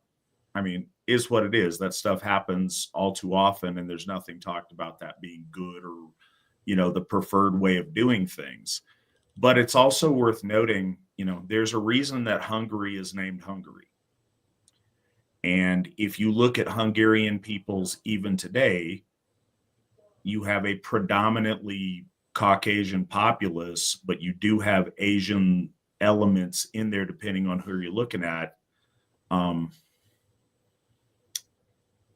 it's just worth saying, I mean, if you look at Charles Bronson, something's a little bit off, and I think you can kind of detect maybe that kind of influence. But again, these were a migratory group of people, so they end up having a lot of the time where you see that. If you draw a line kind of south, you see things in roughly in modern Turkey, where you have different racial convergences of migratory peoples. You have all the different Semitic peoples there. You have Turkic Asian peoples there. You have Caucasian people and Greek people there. You have a very motley mixture of humanity that ends up mixing in those kind of border areas. And the migratory patterns of the Huns in Eastern Europe at that time were a part of that. And I do know, I find it really interesting too that the name Attila or Atli has references to the Gothic language in the Gutenish language. In the Gutenish language, the word for father is Atta, and so there's even theories that he was unnamed, but that the because again they spoke all of their traditions were passed around orally, and most of the knowledge we have of Attila is from written sources, secondary sources, and then by extension the usage of his character in the Völsunga Saga and in the other kind of more mystical things. So yeah, I don't think it's easy for us to pin him. I know that a lot of folks are perhaps fascinated with the Scythians and don't look at the Scythians as necessarily being like the Mongolians, but a lot of people immediately turn Attila into Genghis Khan. And there's a tendency to do both things, and I want us to guard against that. I want us to remember that truth is one of our virtues. And, it's very easy to pick some of these standout peoples from different parts of the world and speculate that maybe there's some kind of, crypto white guy there. And I can't say that he wasn't, but I think it's a far leap to suggest that he is. I think there's probably a mixture and a spectrum there as far as nomadic steppe people go. I think he probably doesn't look like a Chinaman, but I think he probably also doesn't look like he's Scandinavian either. Right. And I think there's probably some mixture going on. Somebody in the chat points out that, medieval literature portrays him as a white man, and they do, because that's very much the context that he has. He is a leader of largely his band of people. By the time it's interacting with the Roman Empire and the people who are writing, it's largely Germanic tribes that are fighting for him at that point. The original, Mongolian steppe horse warriors coming across have become an increasingly small minority, and the amalgamation of tribes that he subjugated in Eastern Europe became more and more of a significant portion of his fighting force. So I don't think that whatever anybody says in the chat room and whatever we say here, I don't think that any of us has, any definitive reason to say he's one or the other or exactly where in between he falls, other than there have been lots of different depictions of him in literature and in, depictions in medieval Europe. They do tend, it depends. When you have, Roman authors tend to make him look more barbarous and other. Medieval writers tend to make him look more and more like a European, a barbarian, but a European monarch. So it's kind of a question, it's one of those things that's up in the air that I don't think we're going to have a definitive answer to.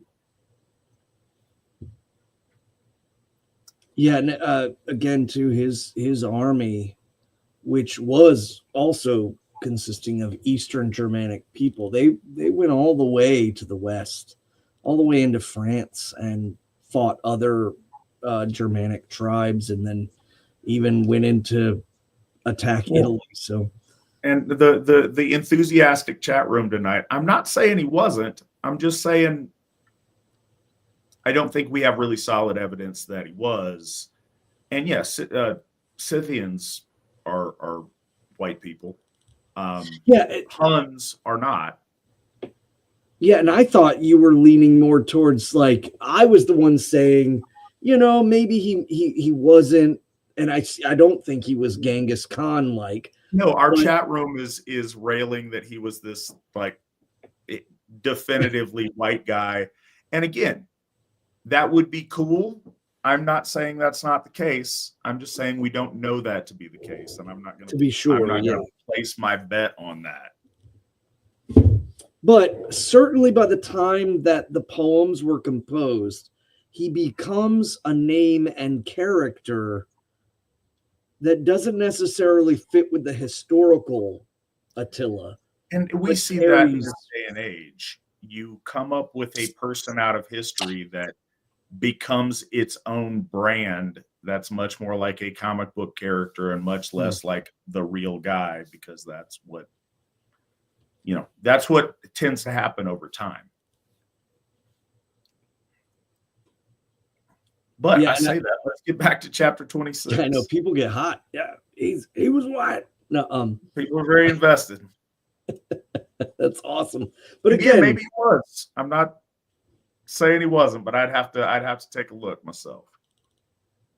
Yeah, and again, the most important part of understanding is by the time of this story, he is not necessarily the historical figure, but brought in, and because now they're mentioning mother and father and marriages. So clearly, I mean, it could even be argued that Attila in the story just bears the name that was introduced to the culture. But it's not standalone. It is worth saying, no, this probably is definitely Attila. They talk about things going on in Hunland, and they move on all along that theme. So it's certainly in our folks' memory at that point to make that reference. Right. Okay, so in chapter 26, Sigurd comes to the Gjukings and is wedded to Gudrun. Now, Sigurd goes his ways with all that great treasure, and in friendly wise he departs from them. And on Grani, his horse, he rides with all his war gear and the burden withal. And thus he rides until he comes to the hall of King Gjuki. There he rides into the burg or keep and sees one of the king's men and spake withal. Sure, it may be deemed that here is come one of the gods, for his array is all done with gold, and his horse, it's fairer and far mightier than other horses, and the manner of his weapons most exceedingly goodly, and the most of all, the man himself far excels all other men I've ever seen. So the messenger sees this and then speaks to the king. So the king goes out with his court, and he greets this man and asks, "Who art thou, who thus ridest into my burg, as none dost hitherto, without the leave of my son?" And he answers, "I am Sigurd, son of King Sigmund." Then King Gjuki said, Be thou welcomed here then, and take at our hands whatso thou willest." So he went into the king's hall, and all men seemed little beside him, and all men served him, and there he abode in great joyance. He was a champion amongst every kingdom he went into. And I'm sure people were asking him stories and wanting to know more.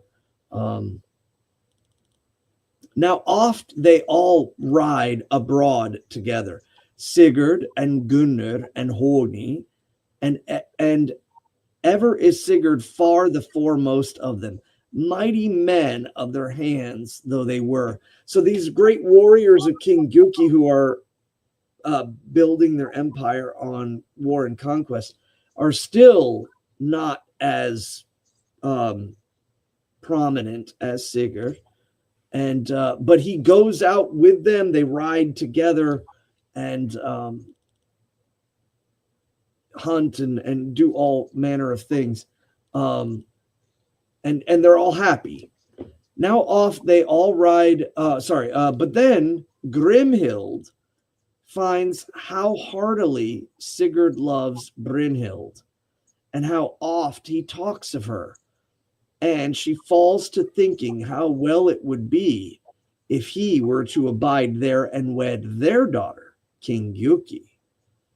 For he saw that none might come anigh to his goodliness, and what faith and good help there was in him, and how that he had more wealth withal than folk might tell of any man.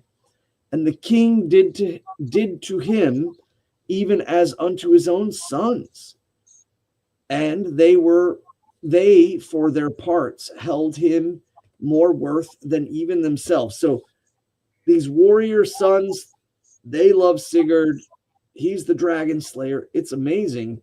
The king treats him well. And so Grimhild is like, I need to convince him to wed my daughter and not this Brynhild.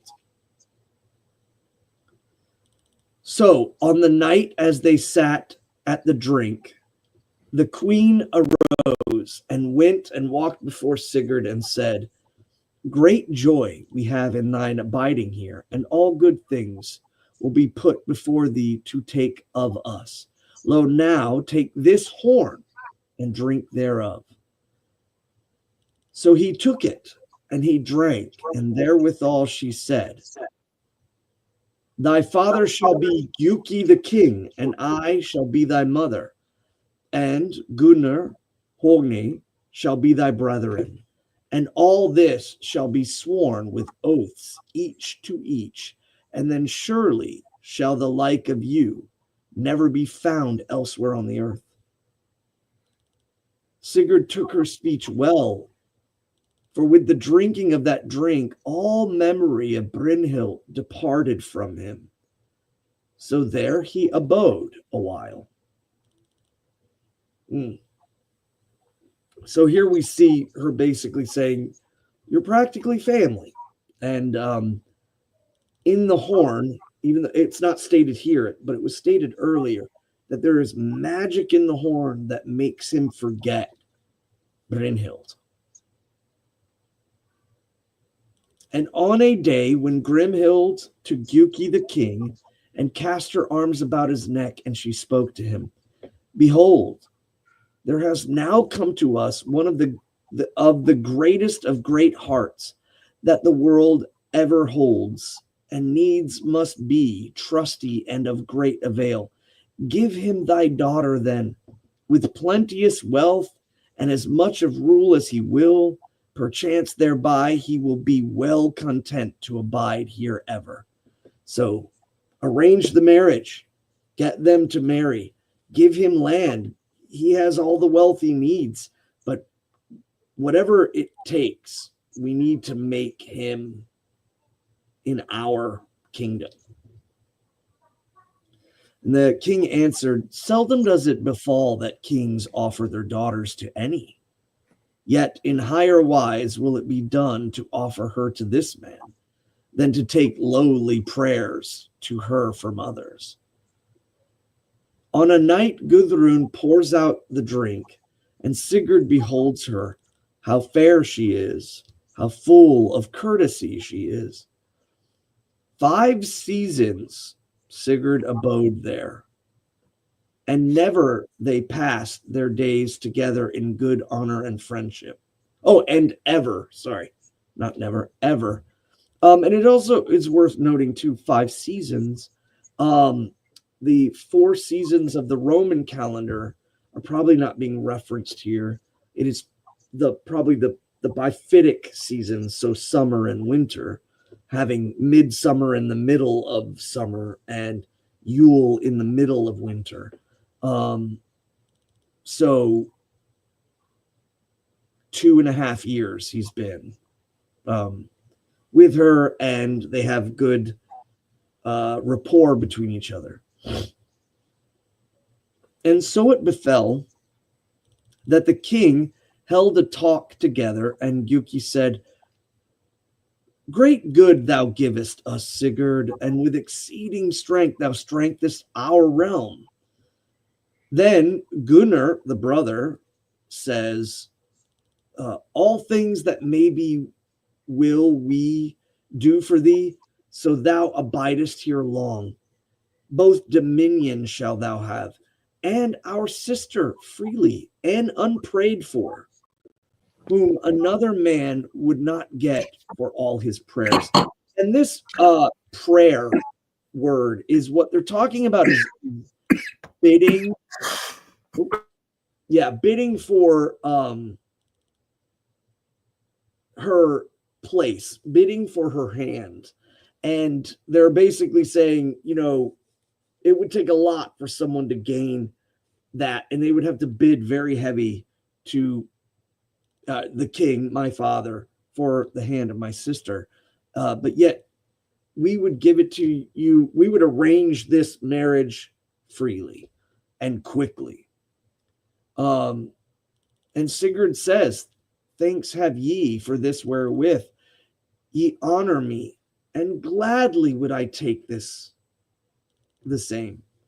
Therewith they swore brotherhood together, and to be even as if they were children of one father and one mother. So they become, it's not that they are actually blood family, but that they are brought in so much. And I think some people can relate to that, where you have a son-in-law or a daughter-in-law that you find so well that you would just bring them in and treat them as you would treat your own children. And there a noble feast was holden and endured for many days. And Sigurd drank at the wedding of him and Gudrun, and there might men behold all manner of games and glee, and each day the feast was better and better. And a lot of people don't realize too, like, these kind of feasts were generally night feasts with games during the day. So, people would wake up after drinking from the first night, and there's music playing, in the hall that night, and there's poems being spoken, and all manners of things. And then they go to bed, they wake up, and there's games, festivities being held, and then they go in for the second night and eat and drink and listen to songs and stories, and they go to sleep. And it keeps going as long as the hall can provide, and the people, and it does drain from the resources. But again, if you have an overabundance, that's a sign. It's a showing of your power. So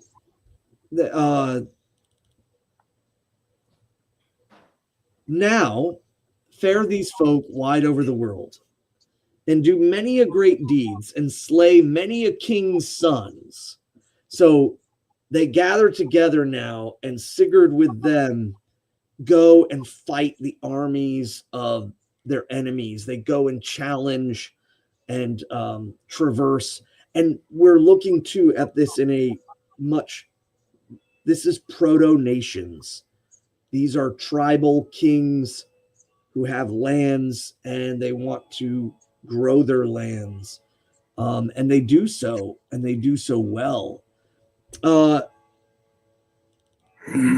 So they slay many a king's son, and no man has ever done such works of prowess as they did. Then home they come again, with much wealth won in war. Sigurd gave of the serpent's heart to Gudrun, and she ate thereof, and became greater hearted and wiser than ere before. and the son of these two were called Sigmund. Now, I looked up the serpent's heart, and I couldn't find. I was looking kind of in the area of fruit or some sort of food, and I, didn't come up with anything. So I wonder if the chat, anybody that's really a person who likes to dig through lore, could find something and share that with us. Or maybe now, there's speculations that have been laid out, but why are we looking outside of it simply being the heart of leftover the snake? Fafnir heart? Ah, That's what I just assumed that it was, and why she got the powers just like he got when he ate of the heart of Fafnir. okay. So yeah, for some reason, I didn't take that as something that he would relinquish or that he still had. I mean, yeah. Maybe he salted it really good and dried it. I don't know. This is a little while after the fact now, but I assumed because it bestowed upon her, it leveled her up just like it did to him when he ate of the heart. I would absolutely jump on the dragon heart jerky if just give me some of that. Yeah, I would eat rotten dragon heart. Unrelated but necessary aside, my uncle at some kind of a fundraiser dinner. Now, he worked for Fish and Game, and folks at this banquet were eating pieces of permafrost frozen mammoth at some kind of a fundraising dinner he was doing. Whoa. I don't know that it was delicious, but there's something to say like, hey, I gnawed on a ancient freezer burned, chunk of prehistoric mammoth. So that's wild. I wouldn't be surprised if eventually they would figure out some way to clone that or something, but yeah. So they are together. They are equally wise, even though I would argue too that Gudrun doesn't utilize the wisdom well or the same way. But they have a son, and he names his son after his father, Sigmund.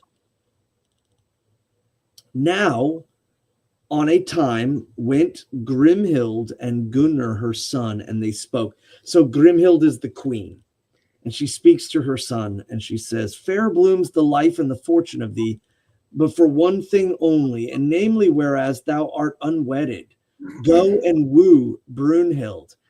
Good rede is this, and Sigurd will ride with thee. Now this is the part where everything goes bad.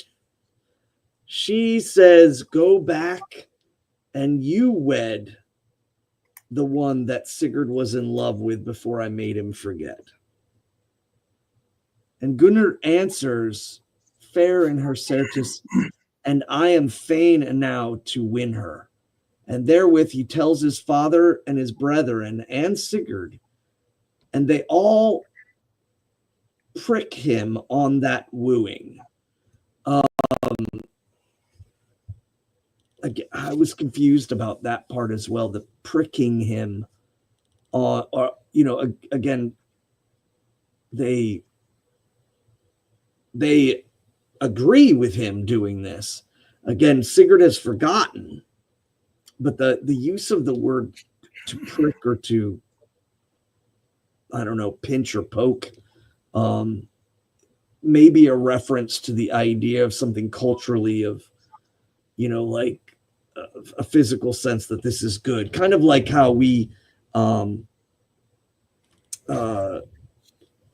slap hands in greeting, but our ancestors used to slap hands at the end of making a deal or a contract or something of that nature. I don't know. I thought it was prodding him or goading him into something. Okay. Yeah, and see, again, sometimes the usage that's used in this translation, which I'm not familiar with at all, is really odd. And so, like, I was like, did they do something physically? And I guess, yeah, perhaps the usage of the word pricking is like encouraging. I don't know.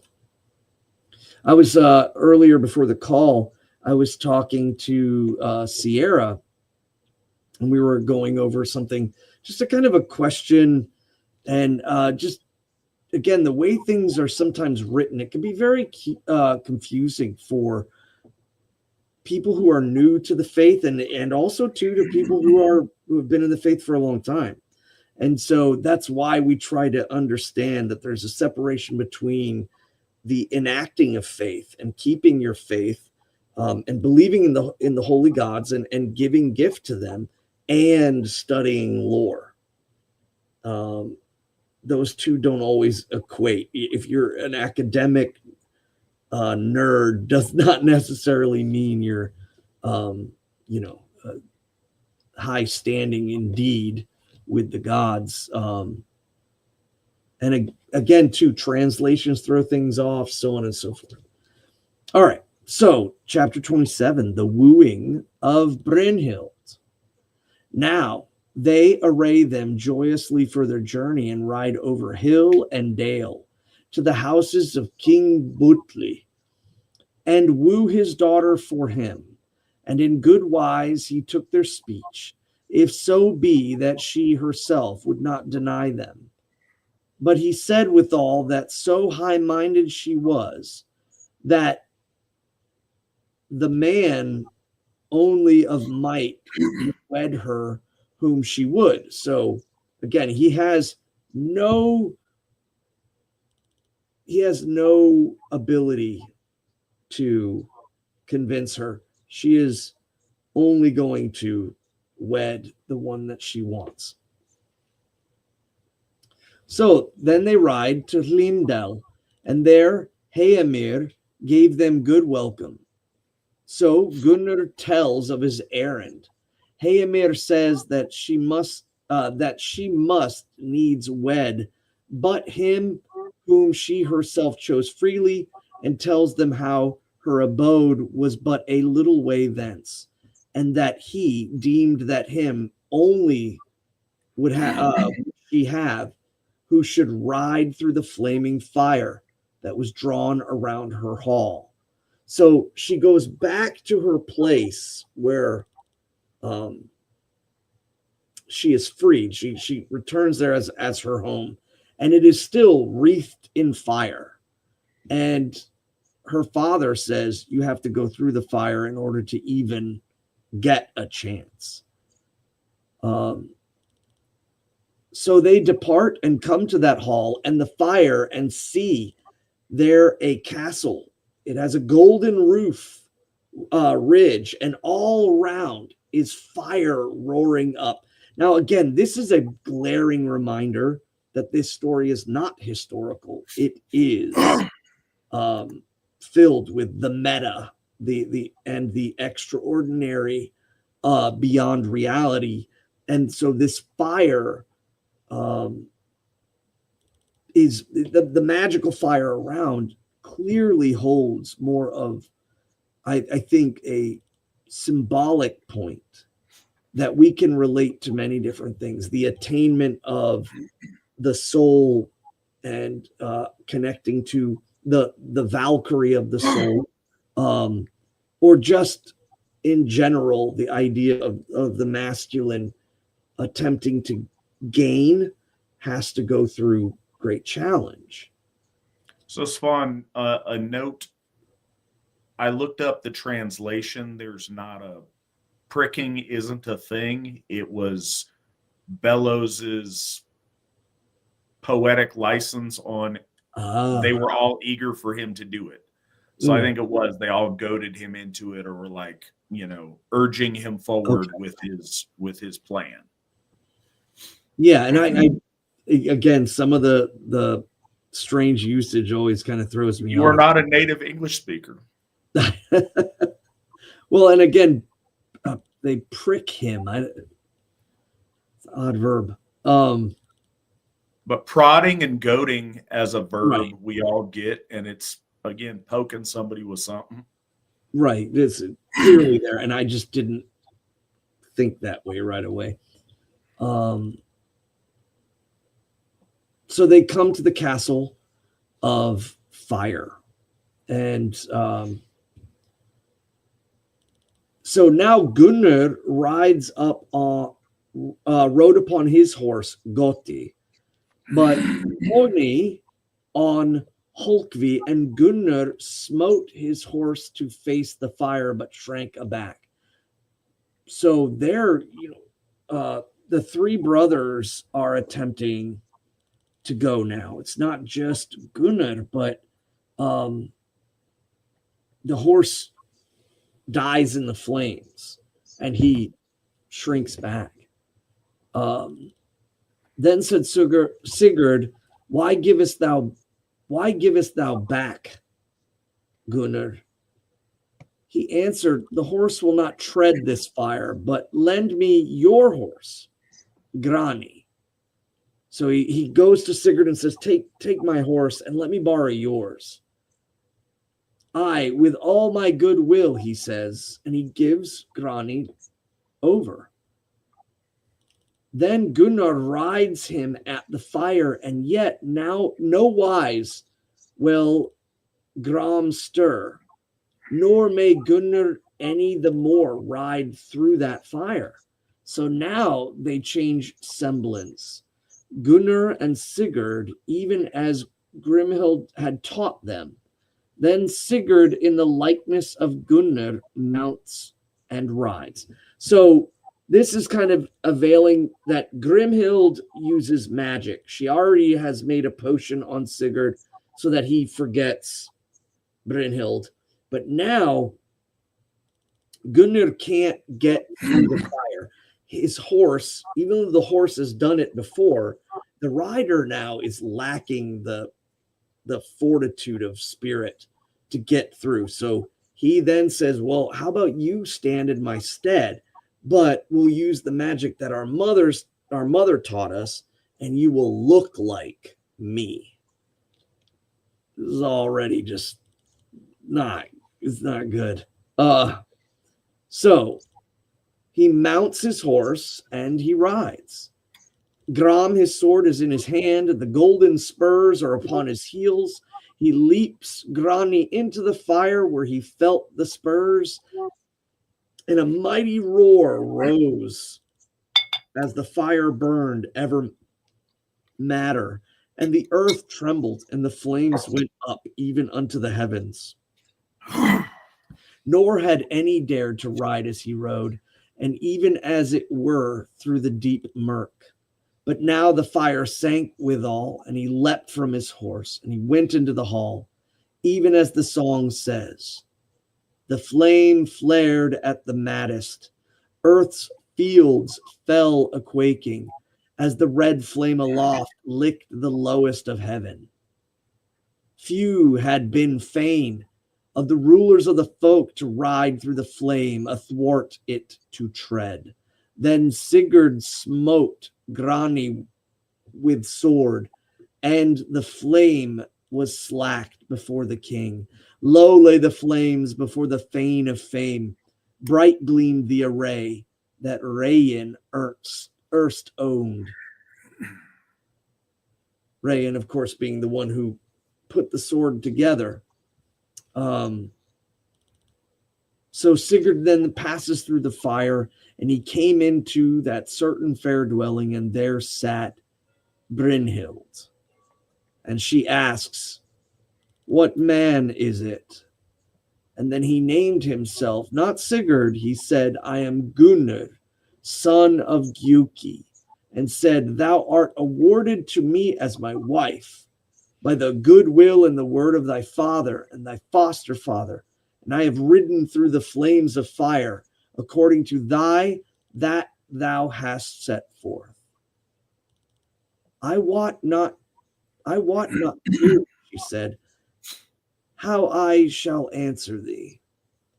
Now Sigurd stood upright in the hall, and leaning on the hilt of his sword, he spoke. In reward thereof shall I pay thee a great dowry in gold and goodly things. She answered in a heavy mood from her seat, whereas she sat like unto a swan on a billow, having a sword in her hand and a helm upon her head, and being clad in a byrnie of chain. O Gunnar, she speaks, speak not to me of such things unless thou be the first and the best of all men. For then shalt thou slay those my wooers, if thou hast a heart thereto. I have been in battles with the king of the Greeks, and weapons were stained with blood, and for such things still I yearn. And he answers, I, certes, many great deeds hast thou done, but yet call thou to mind thine oath concerning the riding through the fire, wherein thou didst swear that thou wouldest go with a man who should do this deed. So she found that he did speak the sooth. A soothsayer is a truthsayer, even though that doesn't have the same meaning. But yeah, he spoke, but the sooth or the truth of it. And she paid heed to his words, then arose and greeted him. And he abode there 3 nights, and they laid in one bed together. But he took the sword Gram and laid it betwixt them. Then she asked him why he laid it there, and he answered that in that wise must he needs wed his wife, or else get his bane. So he lays with her, but does not want to sleep with her in an intimate way, because he's representing Gunnar. So he lays the sword between them and says that we have to do this until we're married, or I'll be cursed. But really the reason is because he is not who he says he is. So Sooth, just on some of these things, one of the reasons I like Bellows is because there's archaic language, and I did not realize that Sooth is in fact a Germanic word. Yeah. But yeah, it means true or truth. It comes from Proto-Indo-European, and it's got the little exponents, so I get it wrong, but its root means like being, existence, real, to be. So, telling it like it is yeah, and to be a soothsayer now, people think of it as being someone who kind of speaks what you want to hear. And no, yeah, it means just speak the truth. I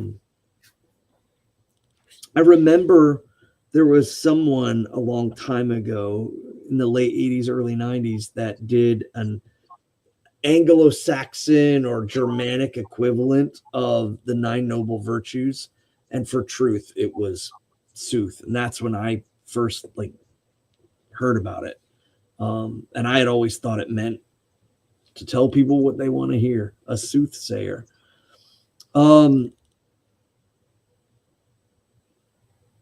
So he says, we'll get cursed if we cross the sword.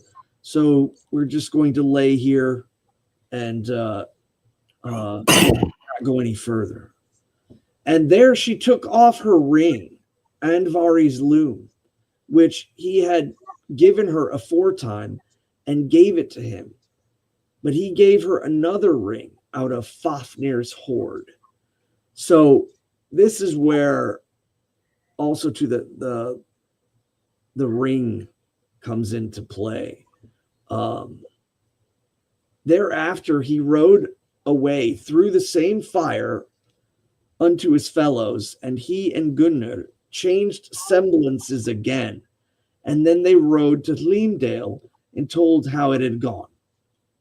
The same day went Brynhild home to her foster father, and tells him, as one whom she trusted, how there had come a king to her, and he rode through the flaming fire, and said he was come to woo me, and his name is Gunnar. But I said that such a deed might Sigurd alone have done, with whom I plighted troth on the mountain, and he is my first troth plight, and my well-beloved. What should I do? Heimir said that things must needs abide, even as now they had come to pass. Brynhild said, Auslog, the daughter of me and Sigurd, shall be nourished here with thee. So the Auslog, first off, the name meaning like water or font of water of the gods. And that it is their daughter. So their meeting produced a child. And here Heimir says, I will take your daughter in fostering, my granddaughter, and watch over her.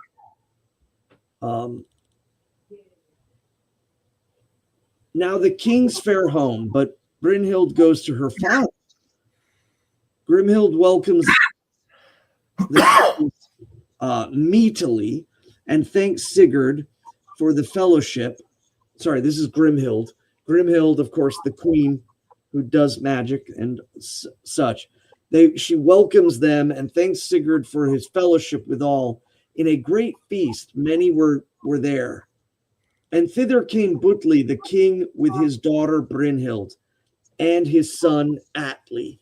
And for many days did the feast endure. And at the feast was Gunnar wedded to Brynhild. But when it was brought to an end, once more has Sigurd's memory of all the oaths that he swore to Brynhild, yet withal he let all things abide and rest in peace. So it kind of washes away, but now the state of himself being married and her being married and him pretending to be Gunnar would all come undone. So Brynhild and Gunnar sat together in great game and glee and drank of goodly wine.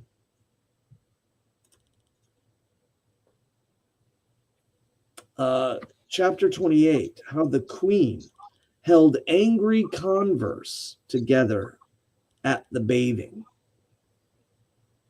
On a day, as the queens went to the river to bathe themselves, Brynhild waded the furthest out into the river and then asked Gudrun what that deed might signify. Brynhild said, Aye, and why then should I be equal to thee in the matter more than in others? I am minded to think that my father is mightier than yours, and my true love has wrought many wonders of works and fame, and also ridden through the flames and the fire, while thy husband was but the thrall of King Hjalprek. So she's throwing insults now. We're getting a little testy. And Gudrun answers full of wrath. Thou wouldst be wise if thou should hold thy peace rather than revile my husband. Lo now, the talk of all men it is that none has ever abode in this world like unto him in all matters soever, and little it beseems thee of all folk to mock him who was thy first beloved. So you loved him first, and now you mock him. And Fafnir he slew, aye, and he rode thy flaming fire, whereas thou didst deem that he was Gunnar the king, and by thy side he lay, and took from thine hand the ring of Andvari's loom, where mayest thou well behold it. Then Brynhild saw the ring and knew it, and waxed as wan as a dead woman, and she went home and spoke no word ever long. So now it's just kind of painting the idea that all parties are now aware. She's married, Gunnar is married to Brynhild, And she says, if you were so important, then why did he give me the ring? Why do you throw curses at the man you once loved? And if you were so important to him, why did he give me the ring that I wear now? And she flushes with pale and anger, and she leaves. So when Sigurd came to bed to Gudrun, she asked him why Brynhild's joy was so departed. He answered, I know not, but sore I misdoubt me that soon we shall know thereof overwell. So it won't be long before we find out. Gudrun said, why may she not love her life, having the wealth and the bliss and the praise of all men, and the man withal that she would have? Aye, said Sigurd, and where in all the worlds was she then, when she said that she deemed she had the noblest of all men and the dearest of all of her heart of all? So where was she, I guess, in essence, speaking about who she truly loved when she could simply give it away to someone else? But he convinced her. He did a really good job. It's the fire. Remember your oath. Sigurd said, Gudrun answers, to mourn will I ask her concerning this. Who is the lie fest to her of all men for a husband? Sigurd said, needs must I forbid thee this, and fully surely wilt thou rue the deed if thou doest it. So she says, tomorrow I'm going to ask her why she lied and proclaimed one man to be her heartfelt, but then married another man. And Sigurd's like, don't do it. It's not going to be good. And the next morning they sat in the bower, and Brynhild was silent. And then spoke Gudrun. You should be merry, Brynhild. Grievest thou because of that speech of ours together, or what other things slayeth thy bliss? So, or what other things? So, are you pissed about the conversation we had yesterday, or is it something else that's ruining your mood? And Brynhild answers, with naught but evil intent thou sayest this, for you a cruel heart thou hast. Say not so, said Gudrun, but rather tell me all the tale. Brynhild answers, ask such things only as are good for thee to know matters, meet for the mighty dames. Go to love and good things when all goes according to thy heart's desire. So you're only asking me this to get what you want. You don't ask me out of genuine concern. Because she says, why don't you tell me the whole story? Maybe I don't know everything, and maybe I'm confused or I'm misled. And Brynhild's like, no, you're not asking me for that.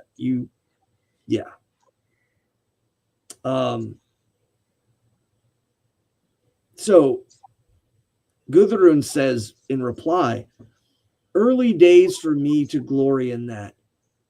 But this word of thine looketh towards some foreseeing.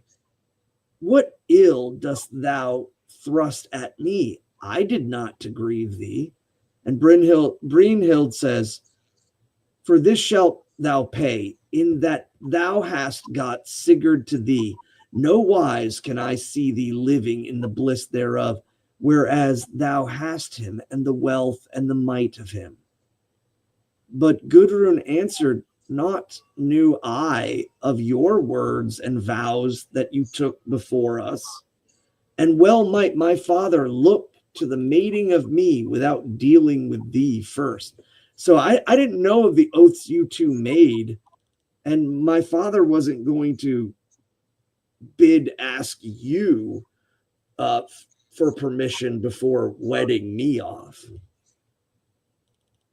And Brynhild says, no secret speech had we, though we swore oath together, and full well didst thou know that thou wentest about to guile me. Verily, though, shalt have thy reward.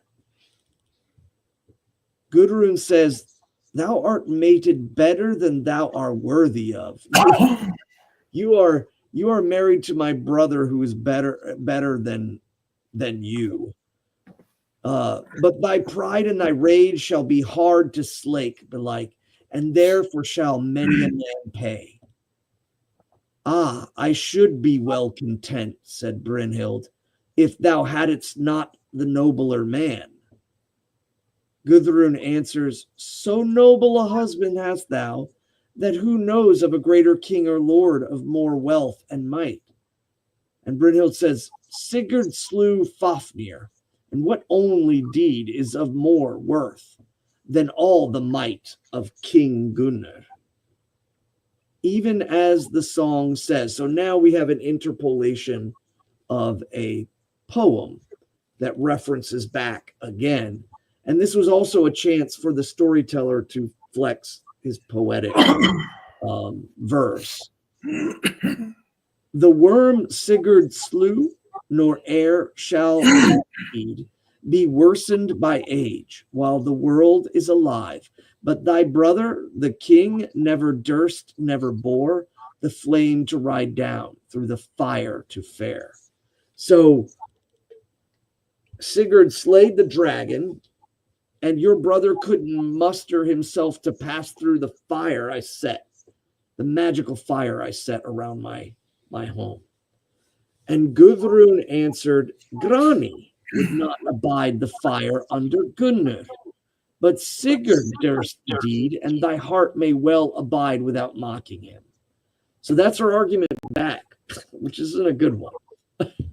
Brynhild answers, no wise will I hide from thee, that I deem no good of Grimhild, Gudrun's mother.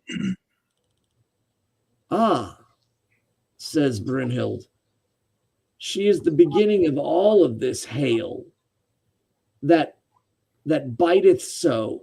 An evil drink she bore Sigurd, so that he had no memory of your name. All wrong thou talkest, a lie without measure is this, quoth Gudrun. So Brynhild accuses Gudrun's mother. She says, no, she's the source. Not only are you a bane, she is a bane unto herself, and she did this because she saw it all. And Gudrun again says, no, you're wrong. It's a lie. And Brynhild answered, have thou joy of Sigurd according to the measure of the wiles wherewith ye have beguiled him. Unworthily have ye conspired against me. May all things go with you as my heart hopes. And Gudrun says, more joy shall I have of him than thy wish would give unto me. But no man's mind it came that he had aforetime his pleasure of me, nay, not once. So again, this is back and forth, and she says, I hope that my heart and all the desires I have for you come true. And having victory in taking Sigurd, even though you lied to him. And again, there's that equivalency to that along with her brother. And she says that, in return, that I have, more joy I'll have with Sigurd than thy wish would, that what you desire. But no man's mind it came that he had aforetime his pleasure of me. So he has never experienced the pleasure of a woman like me, is what Gudrun is saying. And that, of course, is a direct attack on her because she was the woman before him, or before her. Evil speech thou speakest, says Brynhild. When thy wrath runs off, thou wilt rue it. But come now, let us no more cast angry words at one another. says Gudrun, thou wert the first to cast such words at me, and now thou makest it as if you would make amends. But a cruel and hard heart abides behind. Let us lay aside this vain babble, says Brynhild. Long did I hold my peace concerning the sorrow of my heart, and lo, now thy brother alone do I love. Let us fall to other talk. Gudrun said, far beyond all this doth thy heart look, and so ugly ill befell from the going to the river, and that knowing of the ring, wherefrom did all their talk arise. So before we continue, Jake from Fresno bought us 4 coffees. It's a $20 donation. Thank you, Jake. We appreciate it. And Nick from New Hampshire donating $10 to VNS and says, thanks for answering my question on VNS.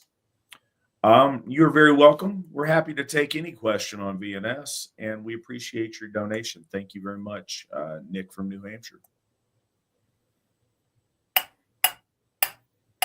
And I appreciate everybody, going through the lore with us and giving and the great questions. So there's this heated. Like I said, we're going to go for the next, little bit here until we get to until we get close to the 9 o'clock hour, and then we'll go ahead and hit any of the questions that we haven't gotten. We do have a couple of questions stacked up there, but I do assure everybody we will absolutely get to all questions. We just want to get to the point we're trying to make it in the story first, and then we'll address all of those. It always makes me laugh when you say 9 o'clock hour, and I think of my time and Svan's time, and he's like, "You mean midnight?" Yeah, which I'm fine with. Midnight, we're shooting for that, and then we switch over to asking or answering questions. And but yeah, it's okay. When I move to Tennessee, I'll phrase everything in terms of your time zone, Nick. As it should be. As it should be. I guess the East Coast doesn't mean anything over, it's only where the sun rises. Anyways, so chapter 29 of Brynhild's great grief and mourning. After this talk, Brynhild lay abed, and tidings were brought to King Gunnar that Brynhild was sick. He goes to see her thereon and asks what ails her. But she answered him not, but lay there as if one dead. And when he was hard on her for an answer, she said this: What didst thou with that ring that I gave thee, even the one which King Bawdy gave me at our last parting?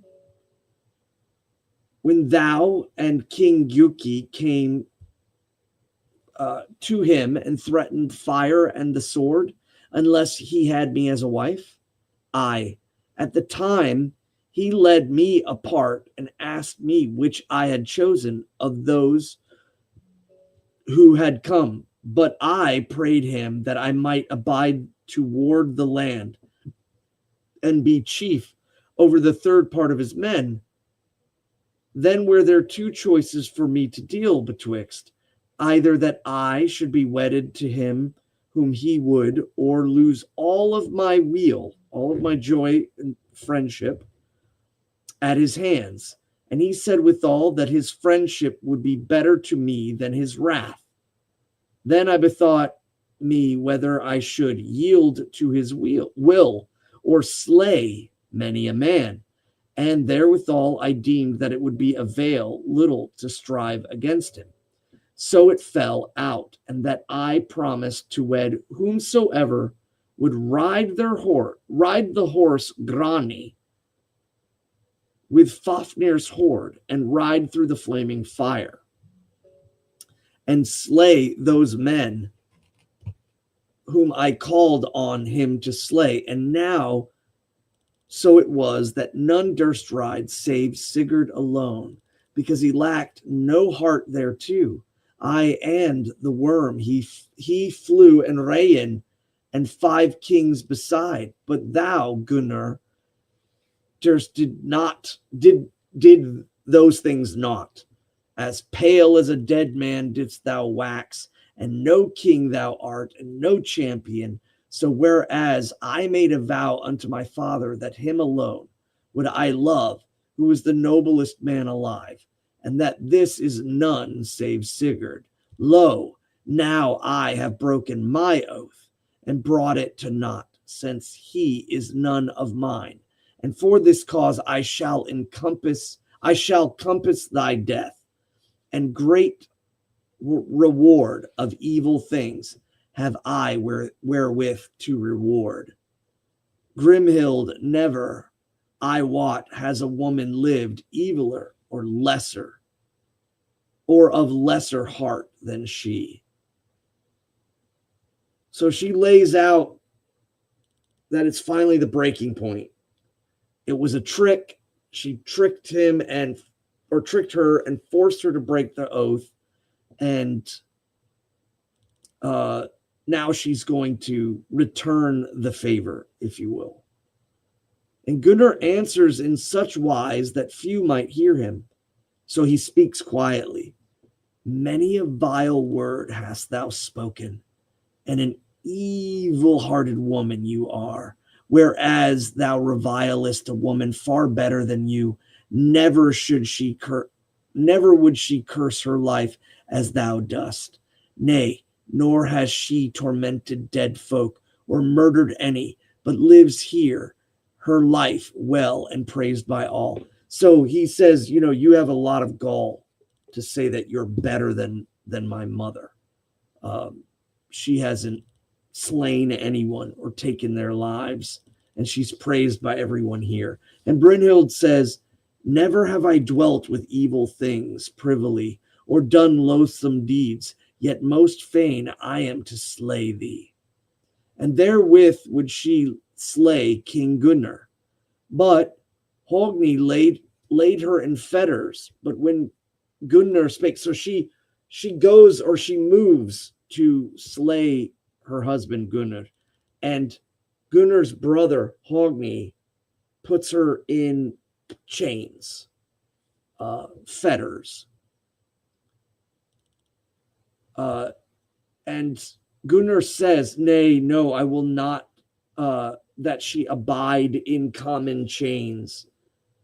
Then said she, heed it not, or why do you care?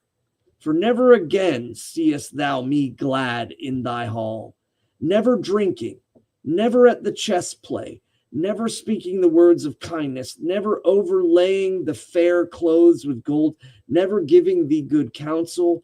Ah, my sorrow of my heart that I might not get Sigurd to me. So why not imprison me? Why not put me to death? Because I'm dead to you and you're dead to me.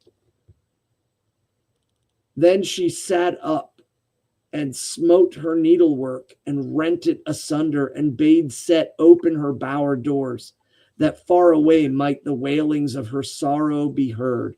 Then great mourning and lamentation there was, so that the folk heard far and wide throughout the abode. And again, if she's ripping these needlework, that stuff was far more important back then.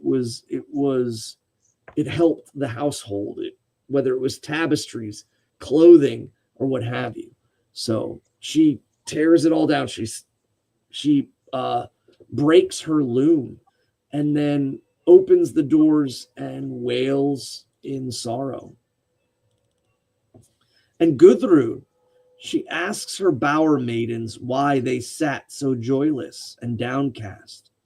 What has come to you, that ye fare as ye with like witless women, or what unheard of wonders have befallen you? Then answered the waiting lady, her name was Svalfloth. An untimely and evil day it is, and our hall is fulfilled with lamentations. Then spoke Gudrun to one of her handmaidens, Arise, for ye have slept long. Go and wake Brynhild, and let us all fall to our needlework and be merry. So go to her and her section of the castle and bring her to us so that we will work here. And she says, no, no wise may I wake her or talk with her. For many days she drunk neither mead nor wine. Surely the wrath of the gods has fallen upon her. And then Gudrun leaves and goes to speak to her brother.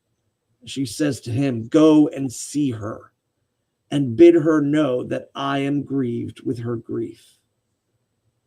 And Gunnar says, Nope, I forbid to go and see her or to share with her weal or joy, the wellness. Nevertheless, he went unto her and strives in many wise to have speech to her, but gets no answer whatsoever. Therefore, he gets him gone and finds his brother Hogni and bids him to go see her. He said that he was loth thereto. He just dreading. He didn't want to go, but he went and he got no reply from her. Then they go and find Sigurd and they pray that he go and visit her. He answered not thereto, and so matters abode for that night. So nothing was availed for that. But the next day, when he came home from hunting, Sigurd went to Gudrun and spoke. In such wise do matters show to me, as though great and evil things will betide from this trouble and upheaving, and that Brynhild will surely die. So after a long day of hunting and thinking, he finally decides, okay, I'm going to go talk to her. And he says that we need to lay all of this to rest. No good will come of it. And everything is already sealed. Your marriage, my marriage, everything. And he says, I think ultimately this may endanger your life, which again implies that perhaps Grimhild, the queen, or the brothers might be bid to get rid of her. Gudrun answers, O my lord, by greatest wonders is she encompassed. 7 days and 7 nights has she slept, and none has dared to wake her. Nay, she sleeps not, said Sigurd. Her heart is dealing rather with the dreadful intent against me. Then said Gudrun, weeping, Woe worth the while for thy death. Go and see her, and wot if her fury may be abated. Give her gold, smother her up, her grief and her anger therewith. Give her anything she wants. Kind of just whatever will stop. But basically, as she's slumbering, her vitriol for this is starting to spread through the castle. So Sigurd went out and found the door of Brynhild's chamber. He deemed she slept and drew the clothes from off her and said, Awake, Brynhild. Now, bear in mind, the clothes are not like the clothes she's wearing, but cloth.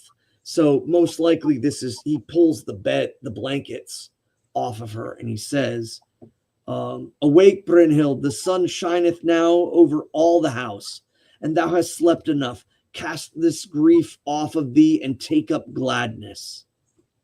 And she says, And how then hast thou dared come to me? In this treason none was worse to me than you. Sigurd said, Why wilt thou not speak to the folk? For what cause sorrowest thou? And she answers, to thee will I tell my wrath. Sigurd said, As one under a spell art thou, if thou deemest that there might aught cruelty in my heart against thee. but thou hast him for husband, whom thou didst choose. You chose Gunnar. If you were so in love with me, you still chose him.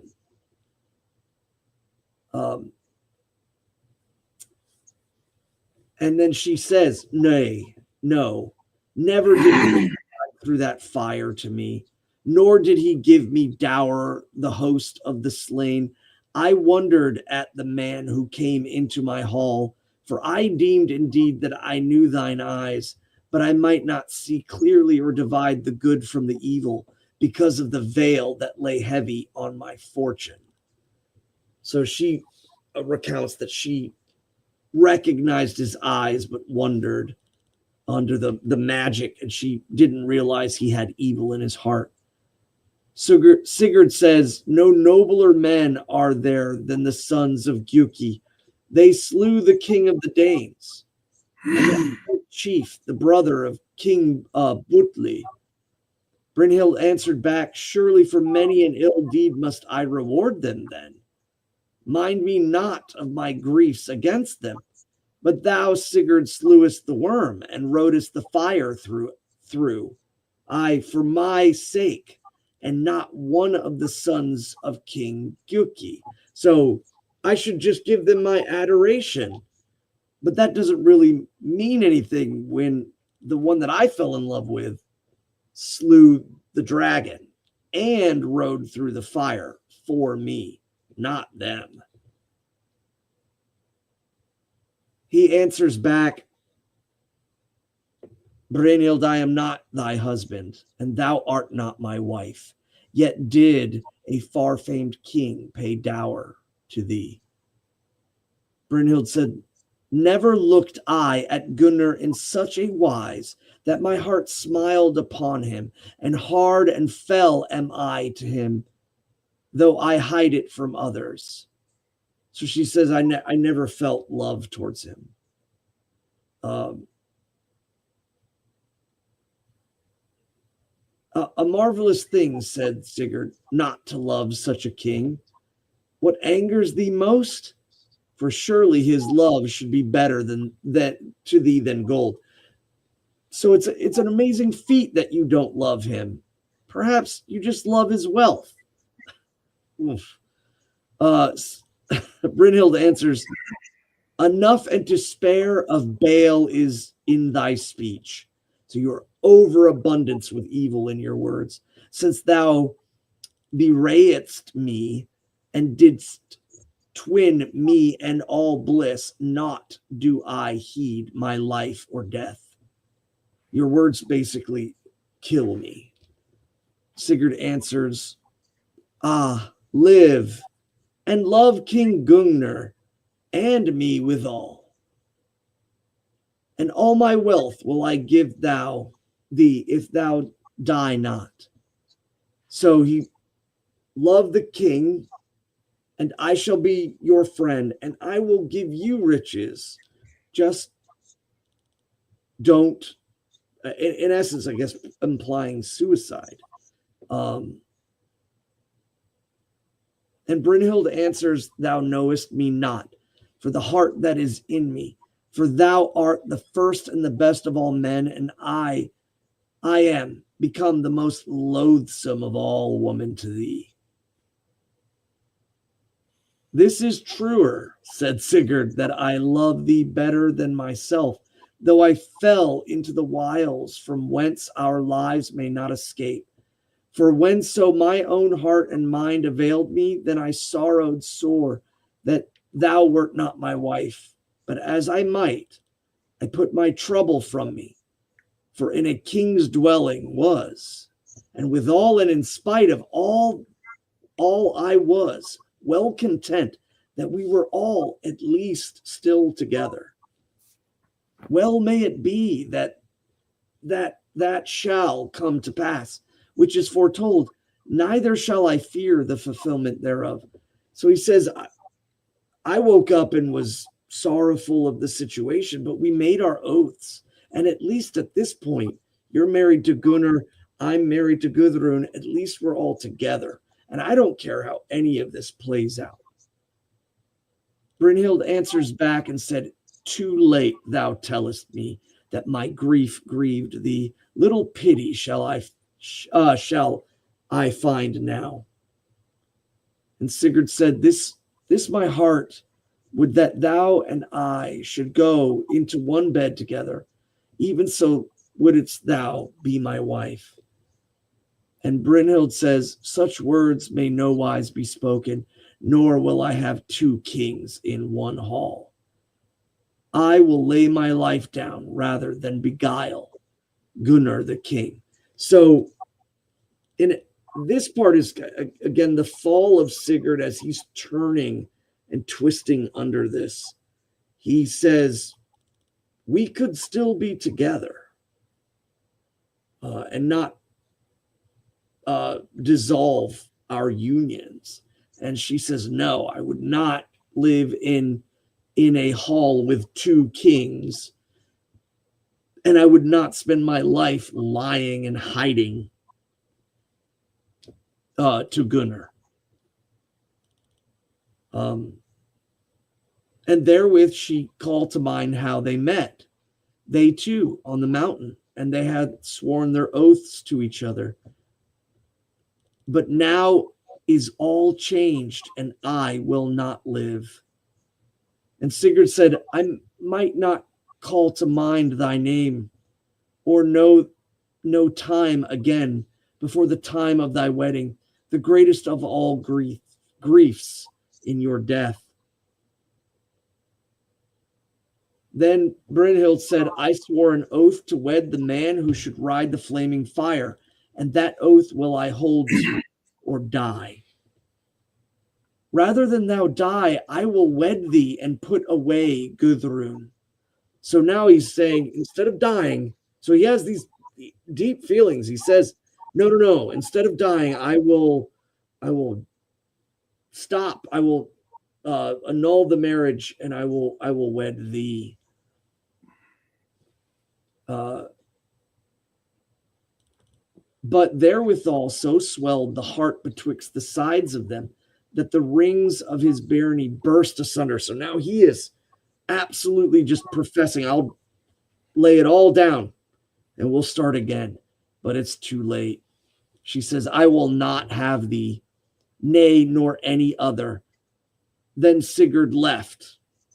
So saith the song of Sigurd, out went Sigurd, the great king's well loved, from the speech and the sorrow, sore drooping, so grieving, that the shirt round about him, the iron rings woven from the sides, broke asunder of the brave in the battle.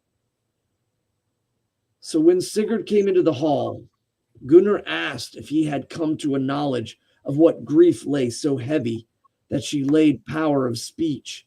And Sigurd said that she lacked it not. So now Gunnar goes to her again and asks her what wrought her woe, or if were there anything that might amend it.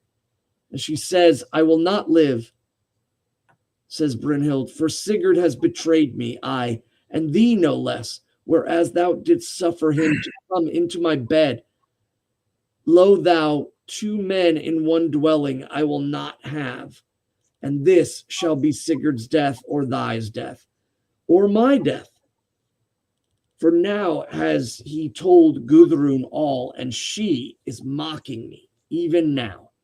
That one's really, he betrayed me. You betrayed me. You let him ride through the fire and lay in bed with me. Total scum. And now he tells his wife everything, and she mocks me because she is evil too. And with that, we're going to leave it for tonight.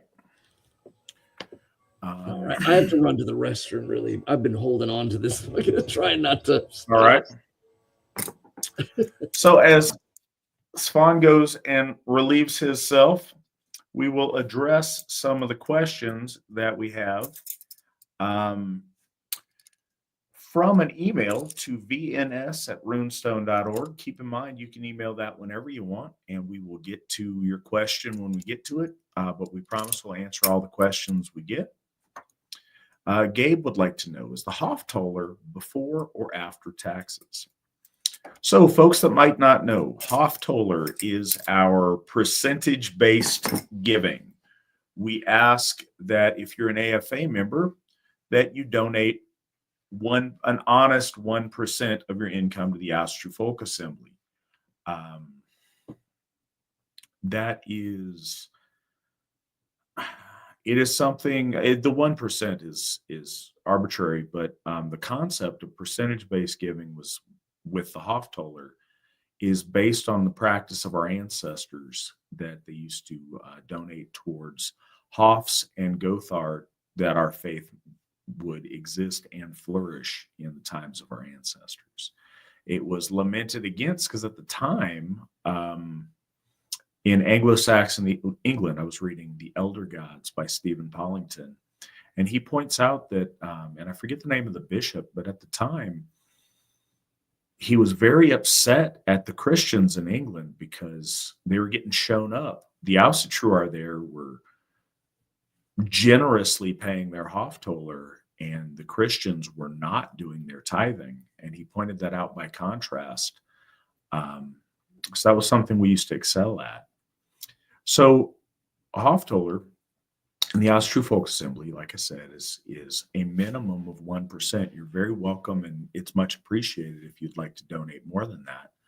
But we ask 1% if you're doing Hoftoller. Now,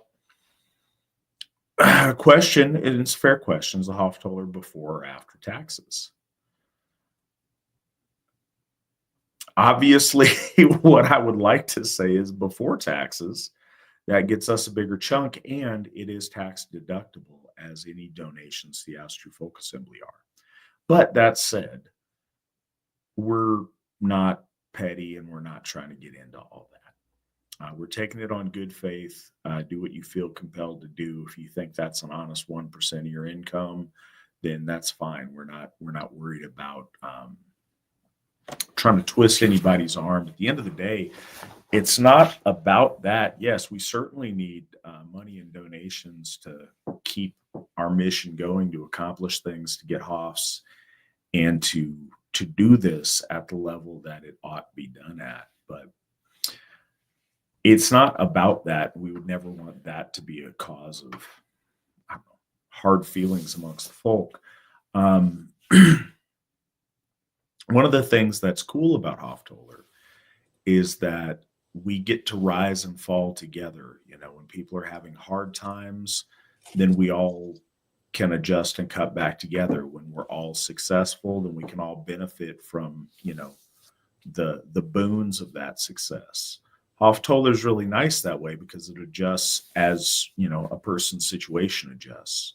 If somebody, you know, makes lots of money, then cool. The Asatru Folk Assembly swells with our ability to do stuff. If somebody's on hard times, then, you know, we contract and we all have to tighten up.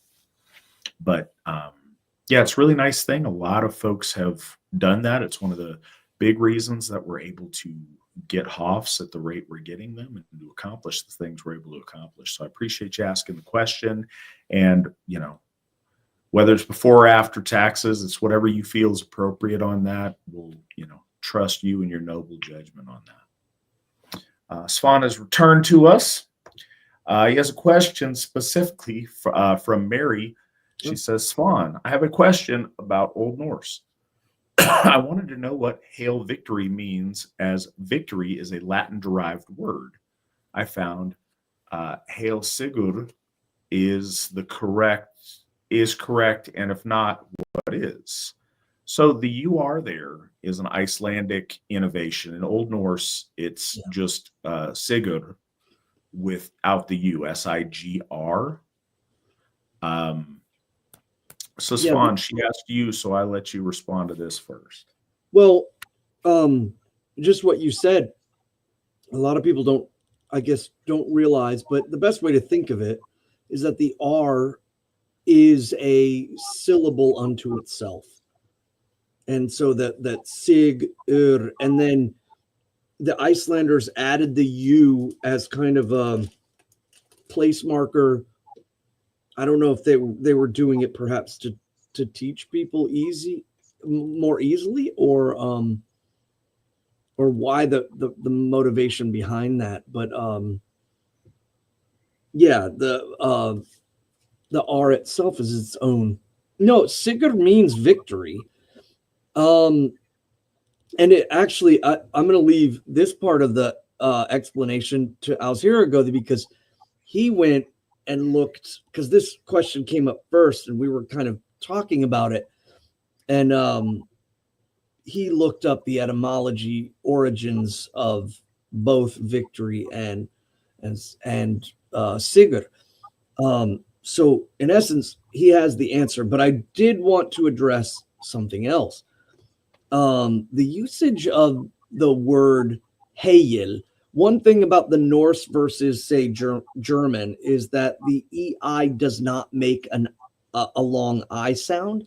It is pronounced with the E and the I combined together in a diphthong as Heyil instead of Heil. So, and I did it earlier. Again, it's just a matter of when your brain sees that rule. The other thing is I would encourage everyone to get away from the usage of Heilsa or Halsa.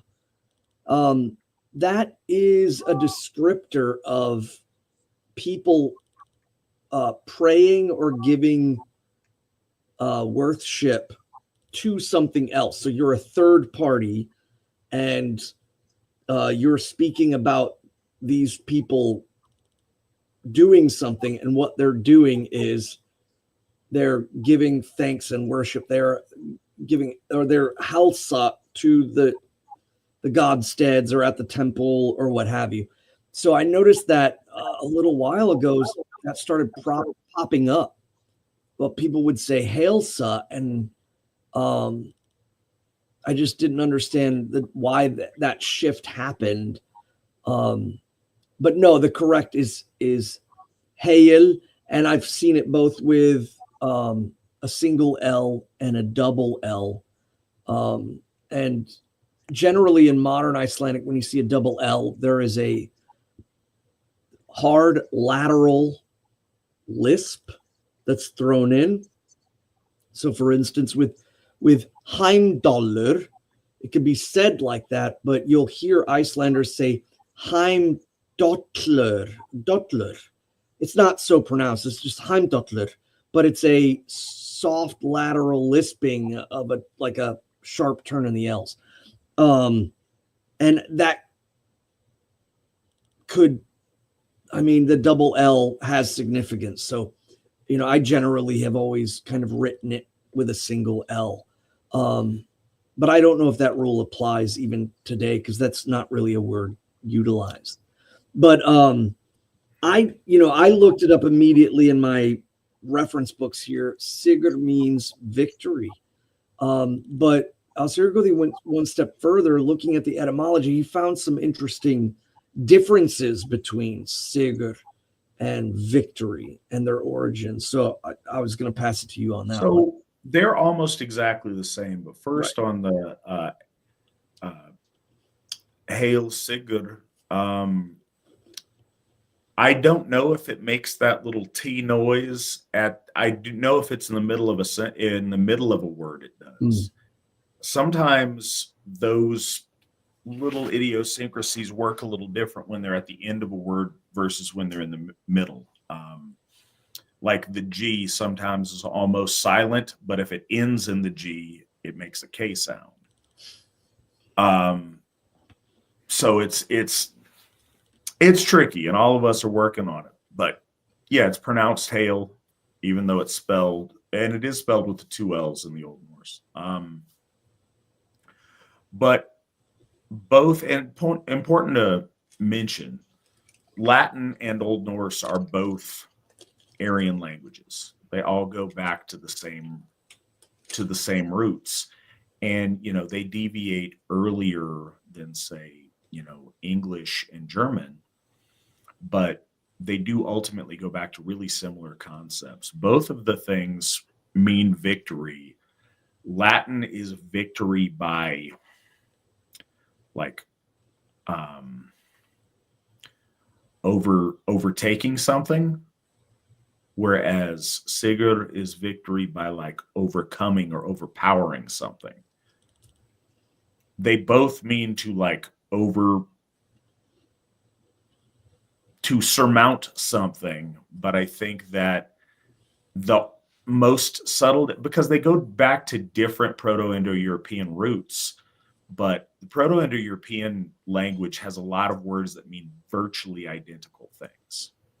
And victory was very important to them. So they have, a number of things to express a very similar concept. I think the best I could get etymologically as a subtle difference is Latin victoria is like victory in a race, whereas Old Norse Sigurd is like victory in a wrestling match. But I think that might be a really subtle difference. Both of them are about overcoming something, one being like overtaking, whereas the other is like overpowering, but it's both like subduing something by more than, by surpassing it in some way, be it speed, strength, accomplishment. It goes back to the idea of, overdoing something in order to win and be, achieve. It's funny because it's hard to figure out what words to use without using the term victory. It's so prevalent in the English language. So I guess it's winning by overpowering, overcoming in each of those cases, but it's almost identical. It's very, very similar, and there's only a very subtle deviation. And at the point where we're dealing with Proto-Indo-European, it starts getting kind of speculative to where this retreats within the margin of error, I think. But yeah, it surprised me looking up the answer to the questions on how almost identical they are in their meaning.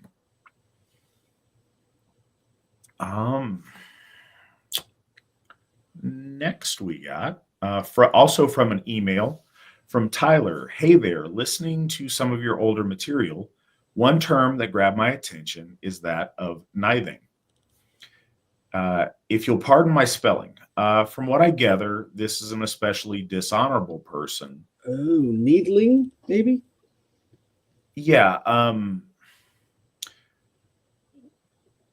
This is an especially dishonorable person. What does it take to be labeled as such? I gather that being a kinslayer is one such thing, but is there a list of others? Can someone come back from being labeled as such? Thank you. Much love to the AFA. So Svan, go ahead and take first crack at this. I mean, I'm just kind of thinking that they might have meant needling, but neith or neither kind of all apply. A person who is a needling is one who has gone egregiously against either the decrees of man or the decrees of their ancestors or the decrees of the gods. And that's where a lot of confusion comes in. Obviously, the decrees of man are subjective. And the potence of the title indicates that it's not something that's like, oh, you broke a minor law. That's not what that's being referred to, but instead that it's closer to, great moral wrongs that society knows should not be crossed. And then you have those of your ancestors. I think that has higher priority when we talk about kinslaying, because we spoke of the divinity being witnessed by the divine, having our doom or our fates meted out by the divine. are a huge part of our lives. But the other two that a lot of people don't talk about is the doom that is left by our ancestors, us wanting to be accepted by them. And so we have to look at the things that we do that might stop them from being accepted. One thing too is worth. If there is someone who takes to slaying life with no regard for the victory that's to be gained from it, they're just simply slaying for the sake of slaying. Again, all three of those, that tripartite, if you will, the triplication there, will all each hold a sense of what decrees you as a needling. But it's hard because there's no just outright, other than, of course, the stealing or attempting to the fornication between, or stealing or cheating on with married couples is kind of viewed, and that's stated in the sagas. Snorri speaks of that. He also says breaking an oath. So breaking an oath and the solemnity of an oath dooms one to be a needling, and slaying of kin.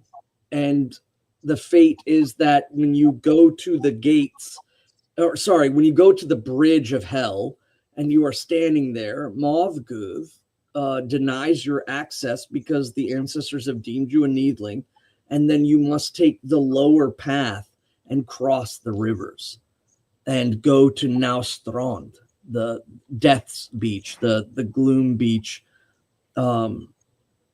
There's not like the gods aren't in the underworld weighing your heart with a feather. No, the system's set up in an immediacy. The gods have already seen what you've done from above in the wellspring.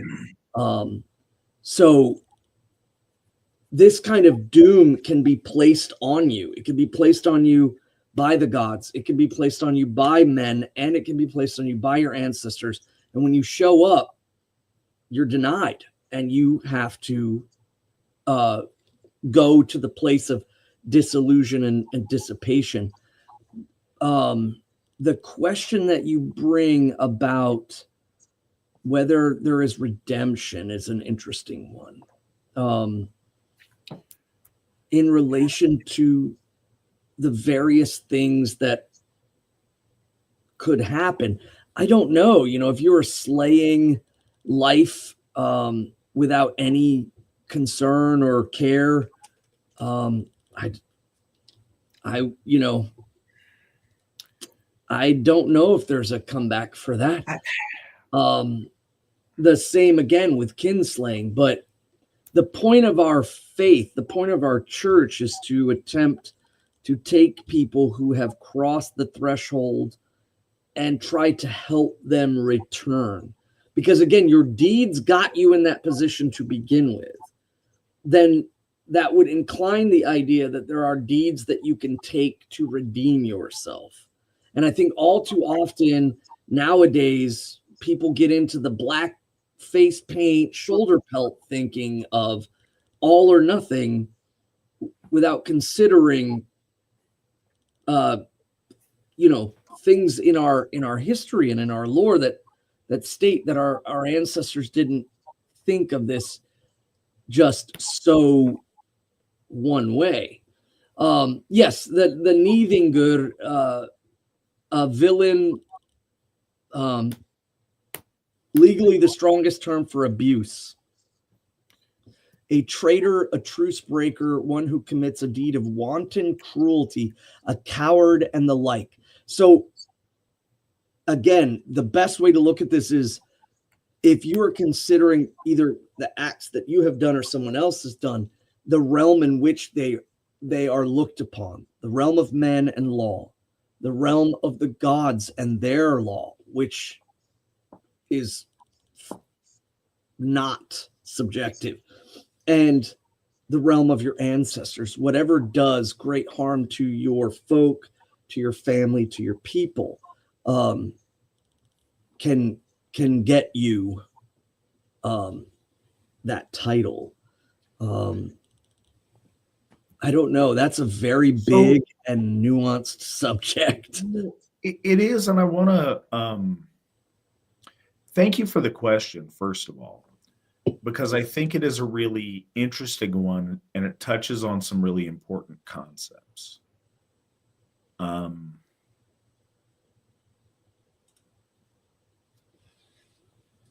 It is, our faith is much more nuanced than some other faiths.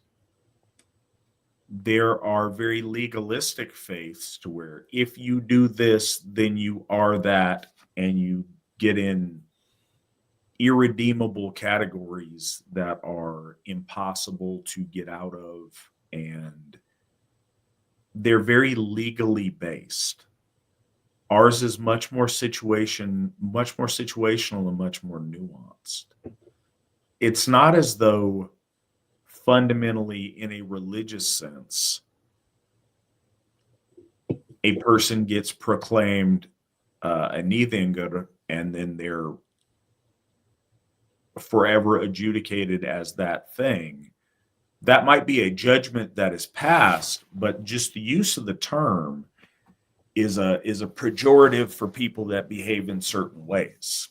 One of the concepts that's also very important in our lore is the idea that you judge things by their totality and not by individual moments all the time.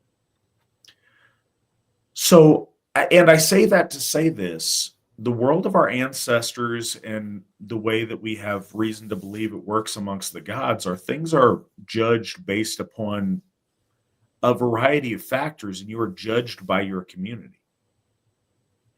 The idea of honor wasn't just something that you objectively looked at a rubric and said, oh, I scored this many points, therefore I have honor. Honor was bestowed on you by the judgment of your community and the people who had say in your community of, wow, this person, we will bestow an honor upon them. This person is honorable. This other person is not. If you are a dirtbag and you are known for your misdeeds, your community will deem you a Nithingr, and you are adjudicated as that. And so again, if the penalty was swift, if they're like, hey, this guy's out there, committing dishonorable acts, boom, kill him, then cool, you're done. But assuming that you have another 30 years, can you redeem what you've done in that time and counterweigh it with good things? Maybe. I don't know what you did. But it's a bigger concept than that. So, Nick's definition he put up is absolutely like the definition, but the etymology goes back a little bit more. It's not just, it's those things, but it implies in the Proto-Germanic the idea of hatred, malice, and like treachery. So it's the shadiness and the sliminess of it. Svan mentioned adultery, and that's part of it, but it's not just that. It's described in the Poetic Edda as, lest I butcher it, I'll just read the passage. As far as Naustrand, where Nithingrs find themselves, she saw there waiting onerous streams, men perjured and wolfish murderers, and the ones who seduce another's close trusted wife. It's not just that an affair is going on. It's an extra element of like somebody that looks for an opportunity to steal somebody's wife and be extra shady. It's not like, and this isn't to, excuse other variants and other behaviors, but this is very particular, like somebody who looks to take advantage. it's wolfish murderers, not just murderers, but somebody who's shady and stalking someone and creeping around and waiting for their opportunity and sneaking one on them. It's perjury. It's not just that you're lying about something. It's that you're going to the point of making an oath to something, knowingly being false. The idea here isn't that you don't live up to your oath. It's that you're knowingly, like, you are intentionally lying. You are intentionally being false. All of these things imply a malicious intent that it's very easy to get caught up and judge everything as a black and a white. In Asatru, one of the concepts that we talk about with the idea of being Aryan is being noble people. When you are a noble person, the more elevated you are, the more beyond that very strict delineation you are, the more you have to factor in the nuance and the detail and make judgments in a world that we acknowledge is very messy. So that said, there's a lot of things that get balanced. So in the end, your judgment, you are not judged objectively against a rubric of behavior. You are judged with the totality based on the subjective judgments of those in your community, of your family, after death, of the gods themselves. That said, there are certainly things that you do that you can't come back from and you can't outdo. That, you know, there's sometimes in one act of betrayal or dishonor that you're, you know, it's a one and done. There's also many subtle acts of ignoble behavior that you can outdo and that you can compensate for. The, you know, the detail work on that is what makes life messy. But ultimately, it's up to your community and those you care about to judge you worthy or unworthy. If you've done something so despicable, because here's another thing in our faith, we are not obliged to forgive anyone. Also, with nuance, you are fully capable as an Aryan man or woman to extend forgiveness out of your own generosity of spirit because you choose to, because someone has compensated you in some way and you want to forgive them, but you are not obliged to forgive them. People don't owe the neithing or forgiveness or trying to make them feel better. It would be incumbent upon the neithinger to redeem himself in some way to compensate whoever they've wronged, and hopefully the benevolence of that person will allow them that opportunity. But I don't think it's something you can bank on. I think it's something to think about, though, because and I know this is kind of in the spirit of the question. It's a very common way of thinking. It's not just about those one and done things. So it's not like you cross a line, you become a neithinger, and then you can't get back across it. Not in the definition of the word or the way that it's used in our lore. But it is if that becomes your reputation. And I know that a lot of what I'm saying is kind of gobbledygook here, and I don't mean it that way. But what I mean is this. Every one of us has lied in the course of our life. Sometimes maybe you're a kid, maybe you're at a different point in your life. Maybe it's a white lie that you know, how do I look? Oh, you look great. There's all those moments. At what point do you become, Bill the liar? If that is your moniker, is you are the liar, you are a liar, it's not because you lied once. It's because you are notorious for your lying. Either you lie so frequently that it defines your character, or maybe you lied once, but your lie was so big that that's all you are known for. And that's, one of those things. I think that we all have had moments in our life where we have betrayed someone in some way. But Benedict Arnold has become synonymous with treason because one act of betrayal defined his legacy. So it's an issue of frequency and of scope and of how much that behavior is the definitive characteristic of who you are as a person. It's just like, are you a coward or not? Every one of us acts out of fear at different times in our life, some to much greater degrees, some to lesser degrees. But there's a difference between, somebody was scared once and they are known for their cowardice, thus they are a coward. So I think that probably illustrates what I'm trying to say better than some of my flailing a little bit earlier. The one point I would actually add too, though, is you mentioned like with murder and the wolfish murder where you stalking somebody, where you're planning it, et cetera, et cetera. Even in the American justice system, we have that distinction: first degree murder versus second degree murder versus third degree murder. First degree murder, in order to do that, you have to have premeditated that. Well, so I appreciate the point that you're making, that there are degrees of it. And we even recognize in today's world difference of degrees and, antecedents to it and mitigating factors.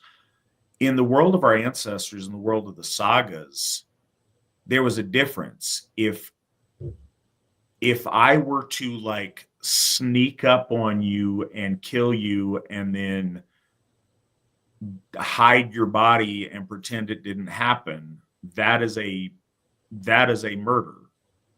If I were to kill you and then go into the nearest town within, I think, a day and say, hey, Svan, said the wrong thing and I cleaved his head with an axe, what? That's different. Then there's the opportunity for his people to come after me or for me to, express my reasons or whatever else. It was a very different scenario. And you'll see that, I think, Njal's Saga, they talk about that a lot. If you, sneak up and burn somebody's, house with them in it, and then you don't tell anybody, that is a crime because it's shady. You're doing something that you know damn well you're ashamed of, and you're not saying it out loud. If you, were to do a similar thing in an upfront way and acknowledge it and take responsibility for it, it becomes a different sort of thing. And I think that's kind of a note about this, is it's not just doing some of these things, it's doing them in a shady way.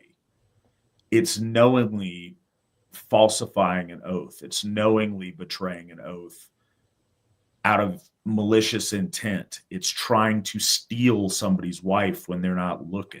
It's sneaking up on someone and killing them. It implies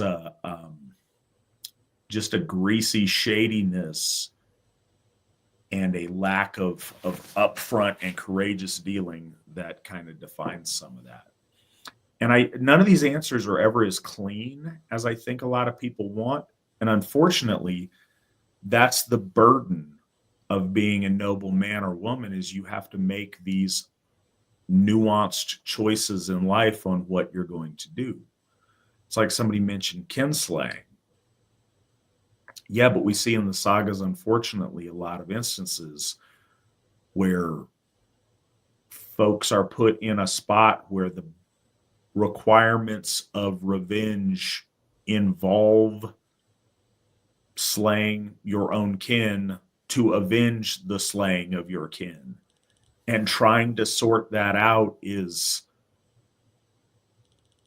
hellish because there is no perfect answer. You have to choose between poor answers to try to figure out the best one, or the one most in keeping. I mean, we see that in the story that we're reading earlier about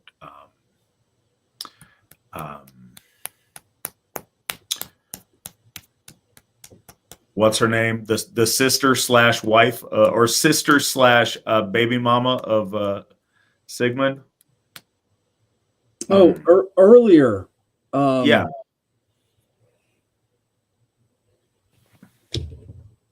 to avenge the murder of her father, she ends up killing numerous of her sons. Yeah. Yeah, there's she ends crazy up- stuff, and obviously the mythical, more fantastical stories write in such bigger and bolder colors, but in very nuanced ways. There's things where you have to weigh different things and make responsible choices based on, you know, your wisdom and your character.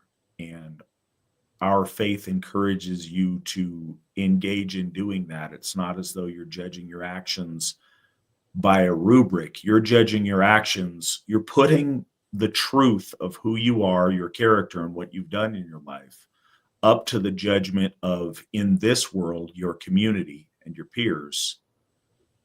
In the next, well, and your family. And in the next world, you're leaving that judgment to your ancestors and to the gods. And again, it's a nuanced thing, and there's a lot of detail that goes into it. Her name was Signy. Signy. I was going to say it's Signy. And another thing I wanted to bring up is the authority of the accuser, in a way, was very important to our ancestors. So, you know, if you make an oath and for some reason you can't fulfill it because of the way the world works out, and the accuser says, you know, you are an oath breaker, that gives a lot of personal power into the hands of someone that you might have considered your brother or friend, without any recollection of the future and what all these other things pertain. So a Gothi who is versed in the law, a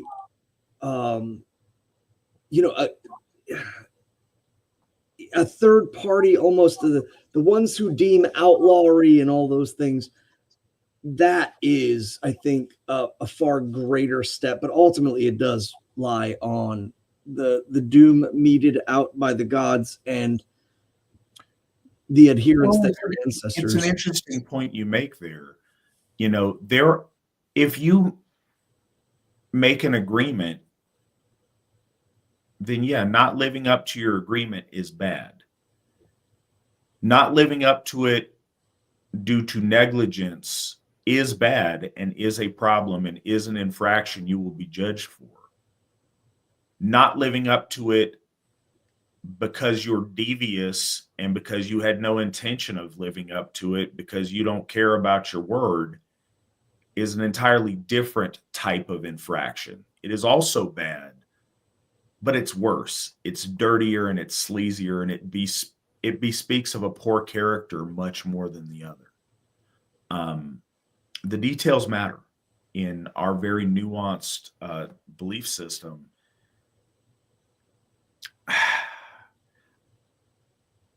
I don't say this intentionally to be despairing at other faiths. I say it specifically to be elevating of ours. Asatru is a religion for adults.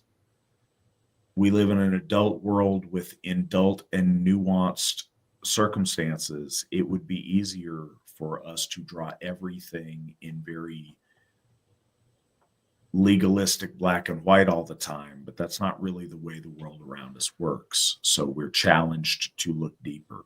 And this is a kind of a follow-up comment in the chat.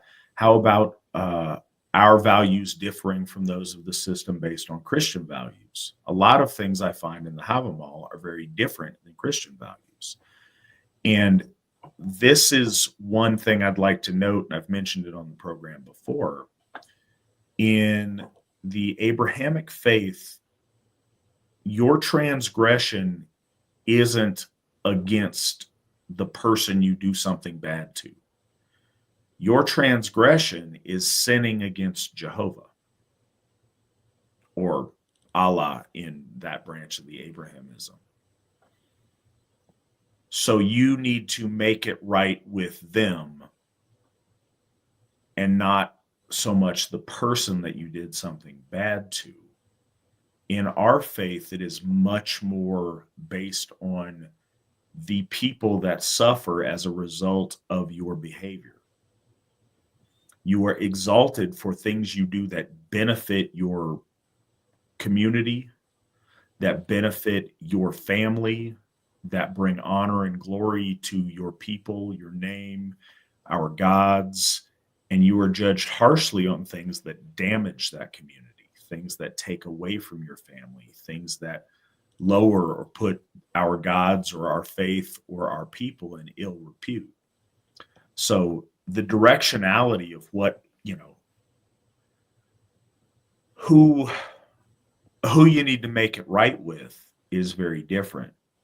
And the community passing judgment on you as opposed to the community being obliged to forgive you and to like race at forgiving you. It's always deeply and fundamentally disgusting when I watch a documentary and someone's, family is murdered, and it's like the family races to see who can be the first to express their, unconditional forgiveness of the one who, raped and murdered their children. Like, it's quite literally disgusting. And yeah.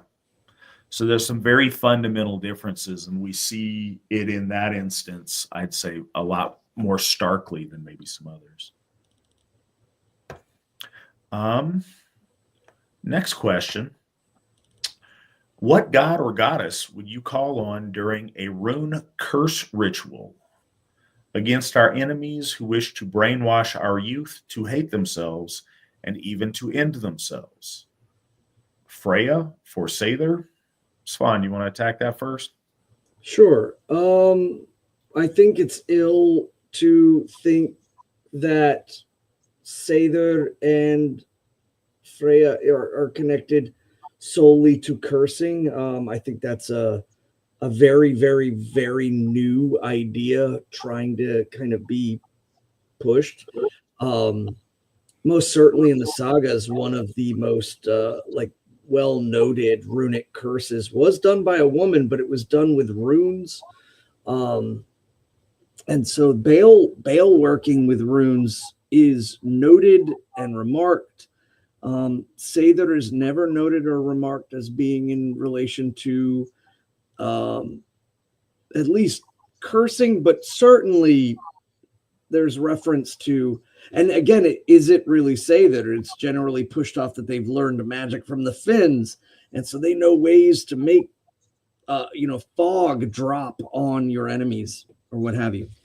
I think Sather has far more about communication with otherworldly spirits than it does with cursing.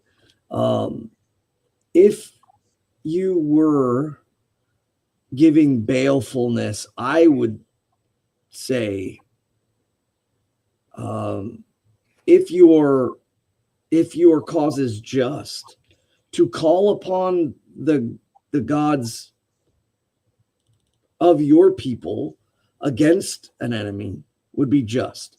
But the first thought I initially had was Lord Odin. He can be the bulwarker, the Baal worker. And again, the usage and knowledge of the runes to make sure that you are doing things correctly. Because it's dangerous. If you go and do things incorrectly, you could end up causing more harm on yourself or those around you. But outside of that, yeah, if your cause is just, I don't see any reason why you couldn't call any of the gods. But be weary of trying to associate Sather magic and Freya with evil works. That, I think, is a misnomer that's been creeping up as of late. And I don't understand it too much. I think it's antithetical to what we have as evidence. Yeah, I agree with what Svan said. I want to, add a couple of things. I think that pigeonholing Lady Freya or Sather in general as being some kind of, evil black magic hocus pocus is think it's trendy, and I think it's based on a misunderstanding of how that works. I tend to agree. There's a lot there that deals with oracular things and communication beyond the veil. I don't think there's an inherent curse aspect to it. Certainly it could be utilized for that, as most things could be. I do think we see curses very often being something that women do, and that, Nornir or witches do, but it's not confined to that. I think as time went on, and when there were different options available, that did get associated with women often. But curse work, and you mentioned the runes specifically, was done by men often as well. I would go as far if I had to. Well, and so here's something I wanted to mention as well.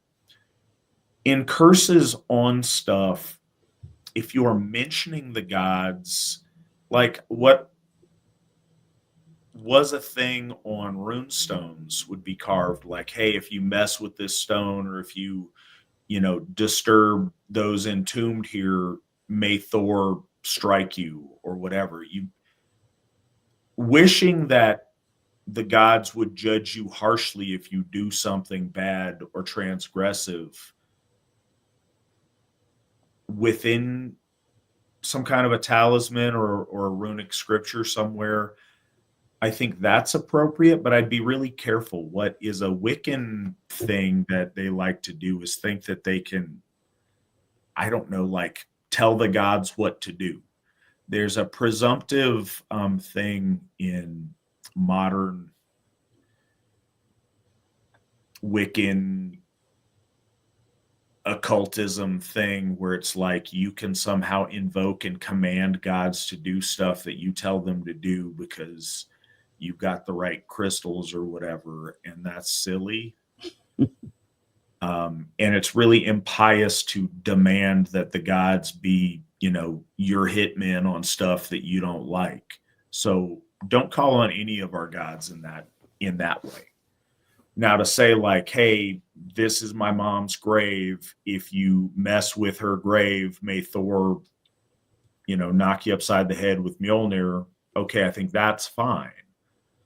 But if you want to beseech the gods to take up your cause, if they find you worthy, or in some way you want to appeal to them along your effort of cursing, and certainly for the things that you mentioned, Odin would be my go-to on that.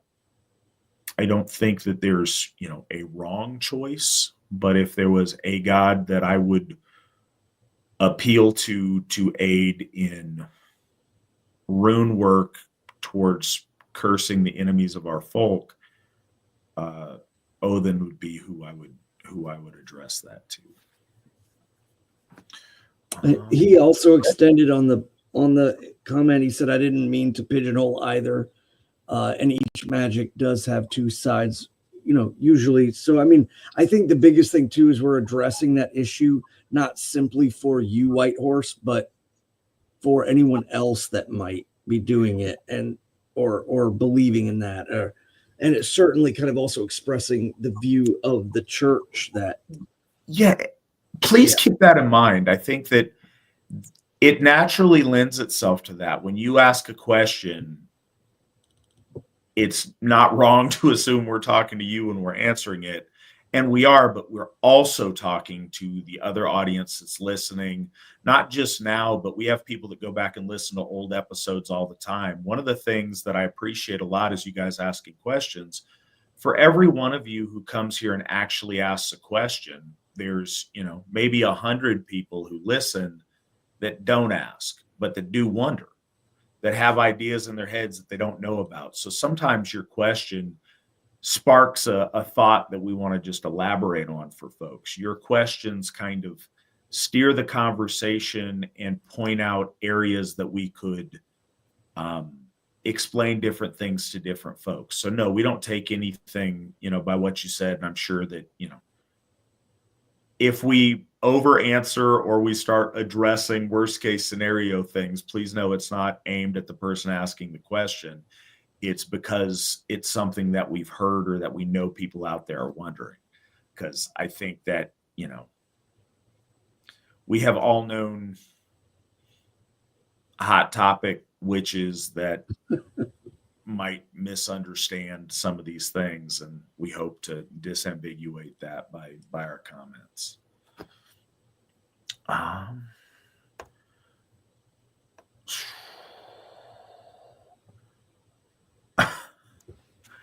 Eavesdropping whore with a W, horror.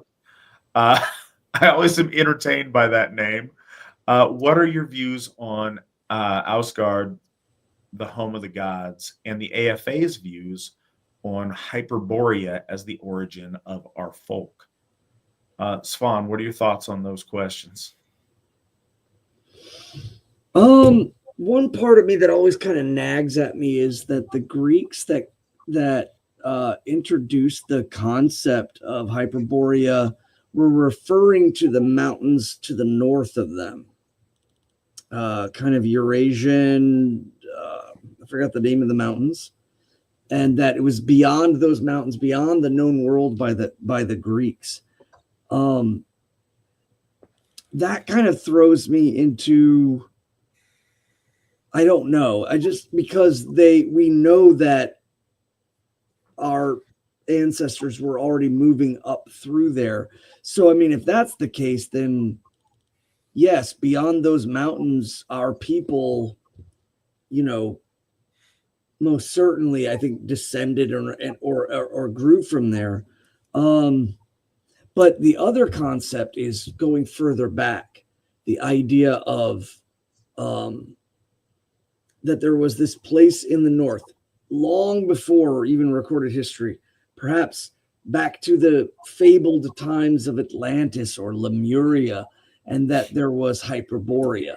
I don't know, that I find super fascinating, but I'm of the belief that at some point the movement southward to the central Eurasian area where our language and our people kind of spread from there and down into India and the Middle East and over West Europe, I think would have happened. And the only reason why I think about that is the receding of glacier ice and the movement of people into more traversable lands.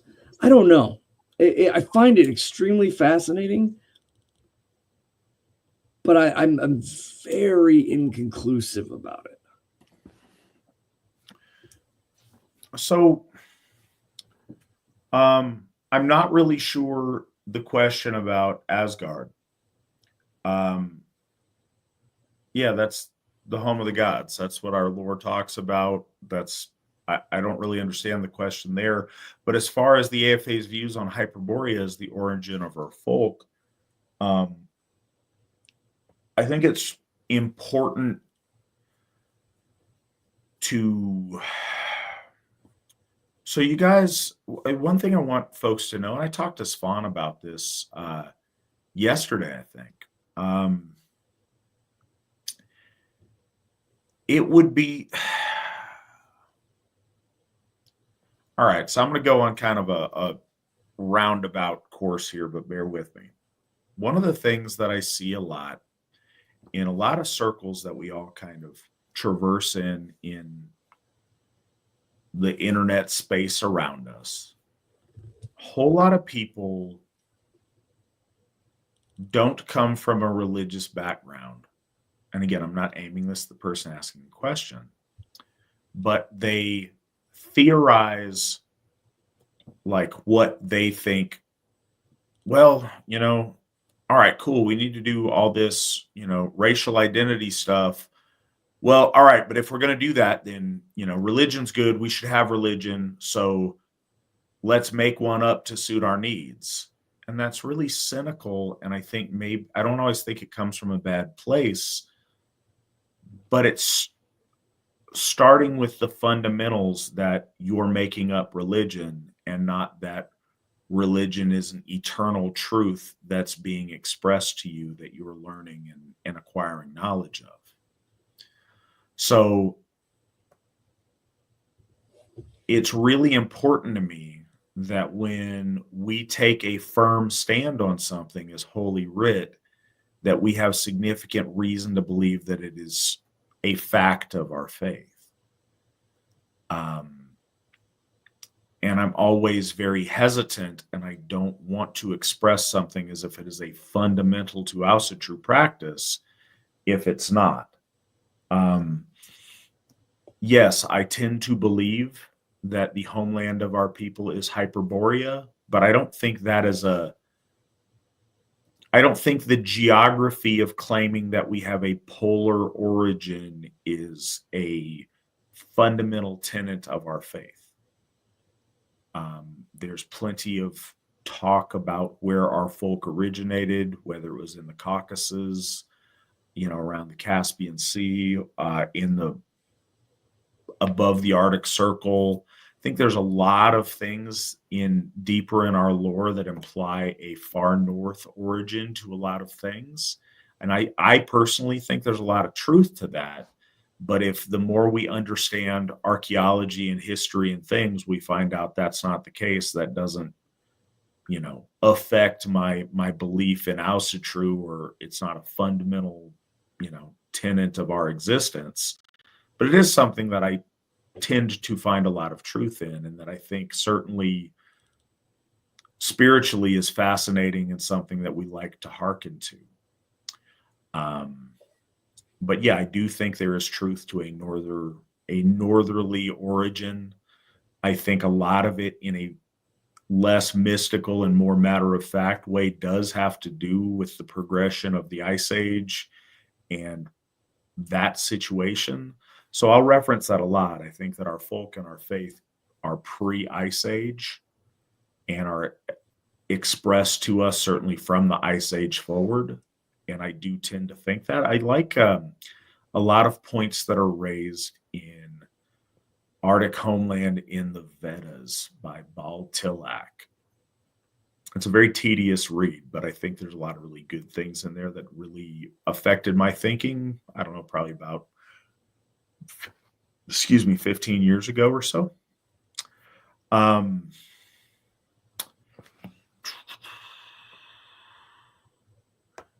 Acharyaji says, 1-for-1 reincarnation is real, and that when the soul moves on to the next body, the psyche of that person remains imprinted within the material realm, which stays for a very long time and is still connected to the soul.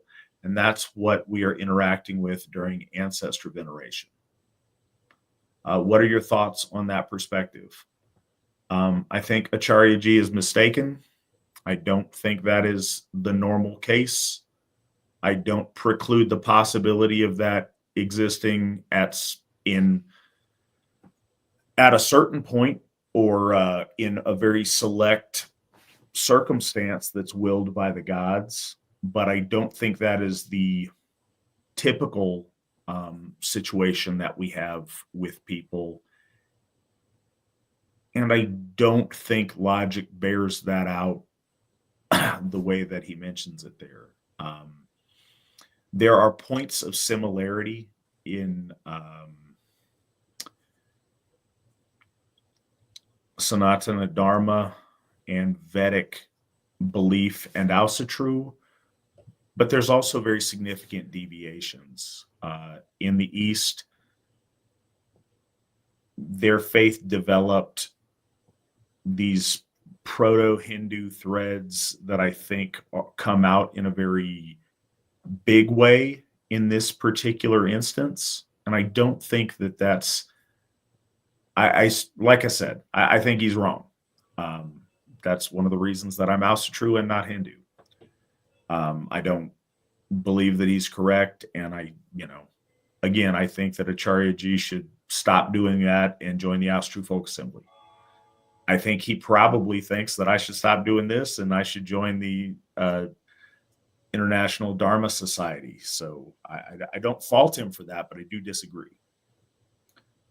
Do you have anything that you'd like to add on that? Yeah, I think that one, it's fundamentally important that we understand the soul goes to another place.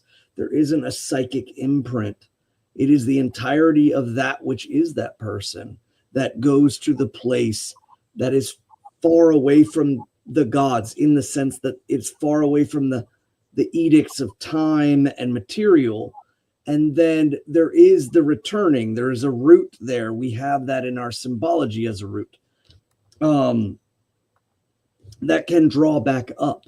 But the processes of whether the entirety is drawn back up or whether pieces are drawn back up is up to debate. But one of the other key points of our faith is that the one for oneness, our faith does not hold that you die and then you come back as someone across the world of a different peoples. A lot of our belief of the coming back comes through genealogical bloodline and the metagenetic of the people. So it's not that you die and then transfer over completely to somewhere else as some other people. No, you travel through your bloodlines, and bloodlines can be expansive and very hard to completely map out. But that certainly, I think, explains why there are these kind of leaps of cases in which people, they believe that, there a great amount of them have come back. But upon death, remember, the leak is lost. The ek and the memory go into the soul. They collapse into the soul, and the soul traverses on. So upon returning through a bloodline, that there is the distinction of thought is brand new, and the memories are not there for most of the part. Again, some people have spoken about having incidences. There's very interesting things of people saying they have memories of things and so on and so forth. But the processes for the majority is that there isn't. Or, again, the dew that comes out of Yggdrasil is also, because again, it draws up from the root, is also new souls. And that the gods can impart upon the new soul gifts from the ancestors that are not necessarily the entirety or the identity wholly and completely of the ancestral soul. And that's very important. And that's something that we, as Asatru, fundamentally believe that differentiates us from, modern Hinduism. There's some logic things that don't bear out too that I just think are worth contemplating. So as the population of the world expands, are we constantly, creating new souls while, the previous generation's number of souls are reassigned to different people being born in the next generation? If that's the case, one of the things that we know to be true is our ancestors interact with us. So who on earth is doing that? If I go to my altar and I make an offering to my mother who's passed, and she engages in the gift cycle with me, cool. What 3-year-old out there is consciously engaging in the gift cycle with me when I make an offering to my mom? And if you think that sounds silly, I agree. I think that sounds silly too. That's why I don't believe that. It just doesn't logically bear up. Who was Acharyaji in the previous life? Who was I? Who was Svan? If I don't know, maybe we're all brand new this go around. How many people do we extend that to before it just doesn't, the numbers don't match? And then we're like, if we're doing ancestor worship, why are we not trying to find the guy that is your grandma and go give offerings to that guy? Because that makes a lot more sense. But if we believe that our ancestors look on from beyond the veil, they can't be both beyond the veil and, some guy that lives across the world who's, running a strip club. That can't be my grandma. They're not the same person. It just doesn't make sense. But yeah, the logic doesn't bear out truthfully to me in that occasion. And yes, I believe there are probably some rare circumstances where there is a 1-for-1 situation. But I think that is a specific exception that the gods will to occur in a very particular time and place for a very particular purpose. I don't think that's the norm. And as I said, I think that if you try to follow the logic of it, it's very hard to make sense of in a 1-for-1 way. And if it's not 1-for-1, then we can argue about what percentages of what, or, which parts can get passed on, which parts can't. And I'm open to a nuanced view of that, but I think 1-for-1 doesn't bear out logically. Now, I think anybody would agree Haminya is definitely passed on. But I wanted something in the chat here.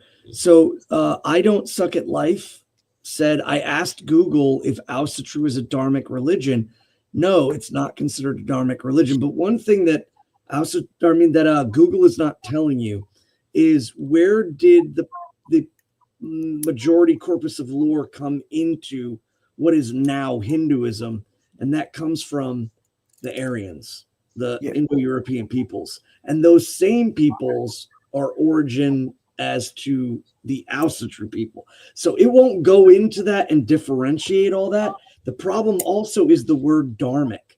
Dharmic does immediately associate itself with Jainism, Buddhism, Hinduism after the invasion of India. But our faith has it as well in Or law, and also too in divinity itself. The Vanir gods, the Vanir, are the gods of natural law, cyclic laws that we can't escape from, and that the Aesir are the gods of cosmic order. So we have those two that work in conjunction with each other, and only in their alignment after a war does it become like a direct point to humanity. Yeah, AI is not there yet. It's getting there. It's doing a lot of stuff, but AI, certainly the AI that's publicly available, doesn't reason things out yet. It compares the vast quantity of stuff other people have said, and it can regurgitate that based on percentages, but it doesn't work out the logic and compute the logic independently. So sure, the vast majority of instances of the use of the term dharma don't apply to Asatru, but that's because of linguistics and because of, whatever. I've seen, on Twitter, some like grok expositions about Asatru that are ridiculous and not factually correct. But if you're parroting, what does the preponderance of people who wrote papers say, it's not quite the same as working out the logic of principles and things. Asatru's dharmic is in it follows a cosmic order of things, and it's dharmic in the sense of, for the same reason that Vedic religion is dharmic in that sense. And quite frankly, a lot of things are dharmic in the concept of dharma, not, that wouldn't necessarily have that proper noun attached to them, but conform with certainly the way dharma has been explained to me and the way it's been expressed specifically by Acharyaji. From an Asatru perspective, should we as a society have things like the death penalty for certain crimes? Svan, what say you? I would say yes. Remember how I spoke about the three realms? There is the realm of the gods, the realm of men, and the realm of the ancestors. Well, one of the key factors there is in a lot of our lore, there is the spoken part that the fate that you weave upon yourself, the meting out of justice by men. There are really only two ways you can go, or let's say three ways, but the third way is we can't do it. We can't allow anyone to do it. So that kind of negates it, what I'm talking about. The other two ways are we allow for the reconciliation of blood through family, like blood feuds. Again, we're talking about like Iceland during the late Nordic age. But that is not going to happen. That isn't the case anymore. But what we do have now is that the law of the land, the state, the nation dictates that this person has done something so egregious that this is the judgment that will it evens things out. So I do believe that the death penalty is not against Asatru by any principle, because again, it's the dictate and the law of the land. Now, can it be unjust? Can it be twisted? Yes. Just like back in the late Nordic period in the Viking Age, sometimes people would, blood feud for just simply to gain property. So yes, it can be maligned, it can be twisted, just as much as in a society where no, there is no death penalty, but we're gonna, I don't know, either keep you imprisoned or slave labor you instead of you dying by, what have you. We go that deep, it could be looked in any direction. But I think that the law of a land that wants to not have blood feuds flowing all over in the streets looks at the possibility, and again, our society with a great sense of finality with the hesitation because of the lengthy due processes on top of appealments and so on and so forth. There is a great sense of wisdom in our society that doesn't just push for the state says you should die, so you're going to die. And I think that is clearly shown. But the fact that people leave it to no sense of finality and justice is also wrong. There is just no recompense for the trade-off of someone of your life being taken by someone else, and they just get to live and be taken care of by the state. I mean, I know taken care of is a interesting way of saying that, but again, when you could have the finality of ending and equaling out the correct measurement of that weight, that the death of one person is the equation of the loss of the other. And again, this happens in the story that Vauli is the lord of swift dharmic action, and he slays Hod because Hod slays Balder, and it immediately sets the balance. So, and this, again, it's always cooler if we can say, yes, absolutely. But the nuanced answer is not always the fun one, but it is the educational one and the one for us to think on. I will say definitively, Asatru is not anti-death penalty. Absolutely not. But the question of, does Asatru dictate that a society ought to do certain things? There's a spectrum there. So what Asatru does dictate is that justice is about compensating for wrong done in proportionate measure to the wrong that's done. That should occur. How best for that to occur? There's a variety of different ways society can answer that question. And I think when we look about it, there's the idea of justice and there's also the idea of safety. So why do societies historically enact death penalty things? Sometimes it is to fulfill the demands of right and wrong. Sometimes it is the practical concern of this person's existence constitutes a continued danger and a continued harm to society. Therefore, to keep everybody safe, this person can't be here anymore. And I think both of those are really valid reasons from an Asatru perspective to mete out the death penalty or some equivalency thereof. One of the things that's interesting, a lot of the time in the world of the sagas, which is often Iceland, but sometimes Norway and even Sweden of that period, or Denmark, one of the things was instead of so we see in Germania the death penalty from a tribal thing there frequently. Like you see cowards and homosexuals are bog stomped or thieves get hung. You see a death penalty there often, whereas in the North you see outlawry, which often was one and the same, but it was nuanced. It wasn't the state doing the killing. It was the state withdrawing from you the protections of society, and other people can do with you what they want, which, typically was not a positive outcome for the wrongdoer.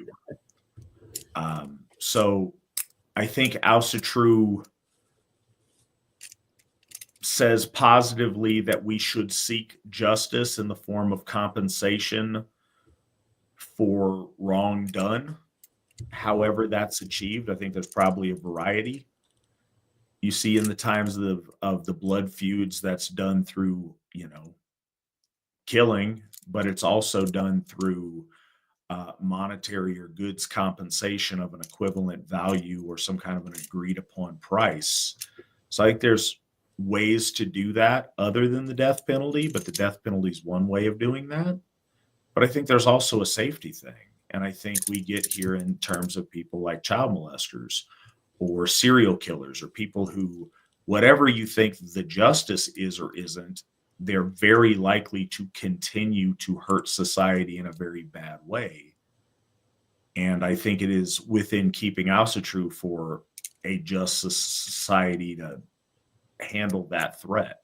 I think protecting your own by eliminating overt threats to the safety of your community is certainly in keeping with Asatru as well. So I don't think Asatru demands that society has a death penalty, but I think there is no sense that Asatru is opposed to a death penalty or precludes the death penalty in any way. So again, I wish I could just give you these. If it makes you feel better, Matt's pro death penalty. But I do want to be very careful and nuanced when talking about specific Asatru imperatives. Does the AFA have a stance on animal sacrifice? Meaning, is it something forbidden, encouraged, or allowed as long as the animal is respected and it's done humanely? The Asatru Folk Assembly does not have a stance on animal sacrifice. The word itself conjures up all kind of confusing and scary ideas that I think it's very seldom talked about, just because there's a lot of room for misunderstanding and people to be very concerned.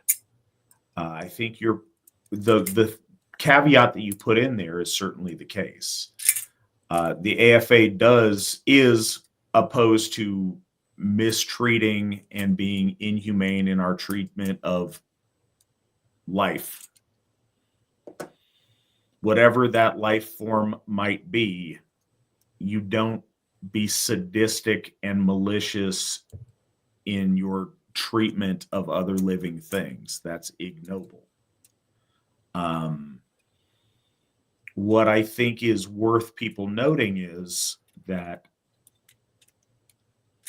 unless you are a vegetarian, your food has to be killed in some way. That's a fact of your existence, of my existence, that occurs.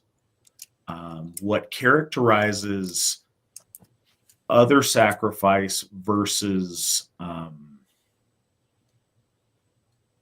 and this may apply to other things, but specifically versus like Abrahamic sacrifices, this isn't, in an Asatru sense, our ancestors sacrificed and then fed their community on the sacrificial meal. It was part of a feast and part of the community sharing the meat from the slaughtered animals together. And that is fundamentally, a very reasonable thing to do that isn't shocking or out of keeping with any carnivorous, omnivorous people, such as the vast majority of us. I think people get a really strange idea in their head when they think about animal sacrifice. And I think certainly an AFA stance is abide by the laws of the community that you're in. Absolutely. And the animal should be dispatched as humanely as possible without suffering and fear and mistreatment. And I'd also like to say,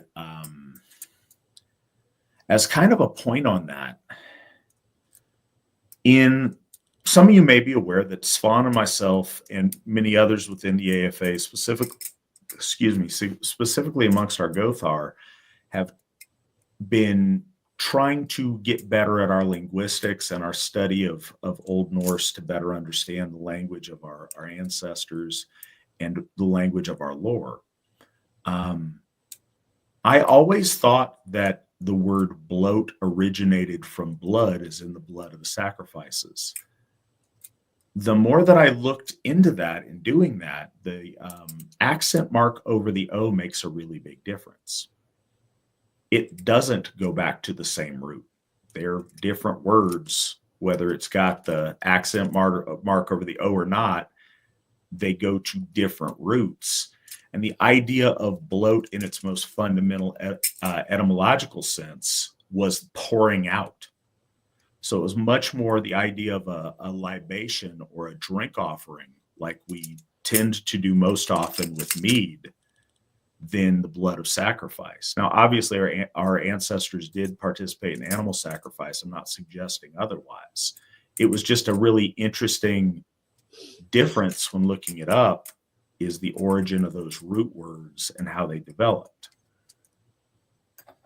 Yeah, so, the liquid of the animal, the blood, I think that's where it came in. The pouring out of sacred libational, whether it was mead or sacred water or milk, I think was probably once used in a greater degree than now we could realize because it's been lost to time. But when the animal is slain, it is the blood that's collected and utilized in the transference. The meat was cooked and eaten and shared by all the folk. So there isn't this sense of like you kill the animal and then you burn the animal on a pyre or something like that. No, it's very specifically that blood. And I think because the blood's a liquid and its original purpose is that transference through libation, and that naturally occurred. But after you had pointed it out, and then I went and looked, and I was like, wow, because I too thought it was blood. I think that's that convergence point is connected more again to the blood. But mead, milk, sacred water from sacred springs, so on and so forth, would be used. All right. And then the last question of the night. Well, Okay. I think we've covered a lot of this, but we may have something more to say on it. I believe that Dharma, aka natural law, is universal, but the different cultural expressions of Dharma are not universal. I believe Asatru is the European ethnic expression of Dharma and does not conflict with another race's expression of Dharma. This view helps me reconcile my Asatru religion with other Dharmic religions. The only religions that I think are truly anti-natural law, in my view, are the Abrahamic religions. Does this view contradict with the AFA in any way?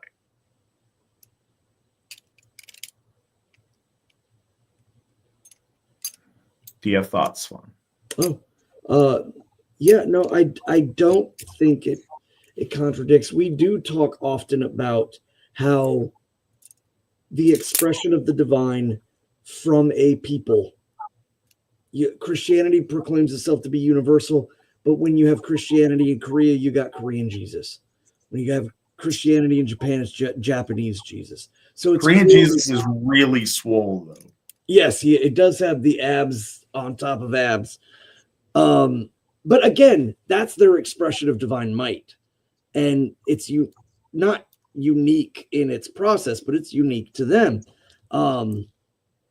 So we know that universal religions become very culturally and ethnically focused. So Asatru is that Germanic expression towards the divine, and every peoples has the right to have that, and we exclude ourselves from attempting to pretend to be them. Instead, we say no. We're not. We're going to exclude ourselves from ever trying to pretend to understand the generational reincarnating of metagenetics through lines and lines and lines of these people as they have made this long trek to their understanding of the divine. Our ancestors had it, and then it was again politically severed. So we are making that return back. But yes, and again, to find it in the precepts of our faith is not so easy. It's not as written down, say, perhaps as in Hinduism or Jainism or Buddhism or even in the Sikh religions or religion or what have you. But we do have that natural law, and it's spoken in our stories, so much so that we have two holy gods dedicated to two different forms of the attainment of correct action and the attainment of cosmic order and natural law. So, yeah, I think you're correct in that summation, but we do need to look at it not just for Dharma, but for all of the totality of it. We can't just pick the one precept, and that's where I think it becomes important. Is that we should be teaching our folk that they can look, they can inspect, they can share respect for, but they cannot be of. They should be of us, not of them.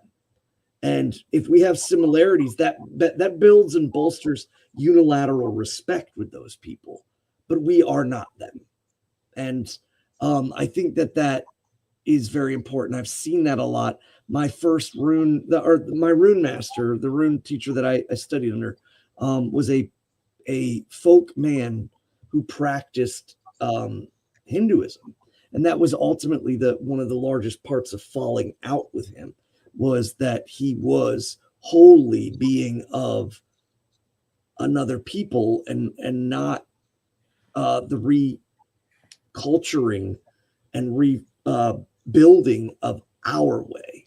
So it's a balance that we have to keep. I certainly by no means am I saying that we can't enjoy, respect, read, learn, and understand, but then to go back and look at where it is in our faith, and then you will find it. You'll find it is more important than to say the precept is here. I really like it, so now I'm going to, I don't know, go to these temples and wear ash and do these things that, aren't necessarily in our spiritual expression. So I agree with your statement. The thing that I disagree with it is there's the asterisks of, because we say natural law, and I wonder what that means in these contexts, because when we talked about dharmic religion, they include Buddhism, and it's hard to address Hinduism because there are so many variants under that umbrella that I don't think I can speak unilaterally to all of Hinduism. What I would say is being life rejecting is anti-dharma. If your point in Buddhism or in many sects of Hinduism that I'm aware of is that life is terrible and you are trying to transcend life so you can escape life to get to nothingness, that is not dharmic in my understanding of what the word dharma means. If you are life rejecting, I think that is fundamentally different, and I don't think there's any relationship with that to where that's acceptable or not. And in my understanding of dharma, that is not dharmic. But if your point is life is bad and we need to reject the world in existence and sit under the tree trying to escape it for eternity, then no, I don't find that in keeping with natural law, and I don't respect that. I mean, do what you're going to do. That's up to you, but I don't find that to be good or noble. You engage with the world. You try to make the world a better place. You work works of heroism in the world. But one of the very fundamentals to Asatru, the world is good, life is good, and we're trying to live it well and live nobly within it, as opposed to reject life as being something, either an illusion or something that is bad. Life is real and it is good. And that might be a fundamental in some of the things that Google says are dharmic.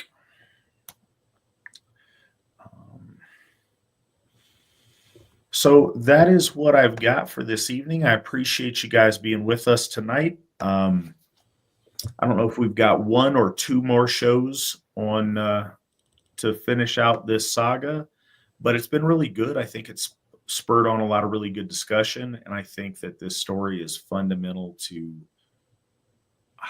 I guess, Western storytelling in Western civilization. I think it's really important. So I'm glad that we're covering it together. I've enjoyed spending time with you guys this evening. Thank you for everybody who has donated. Thank you for everybody who has asked questions. Thank you for everybody who is listening and making this show possible. I appreciate you guys. I will see you next week when we have another edition of Adulting with Alan. Next week, we're going to talk about marriage and relationships. So tune in for that. Until then, hail the Aesir, hail the folk, hail the AFA, and remember, victory never sleeps. And click the like button.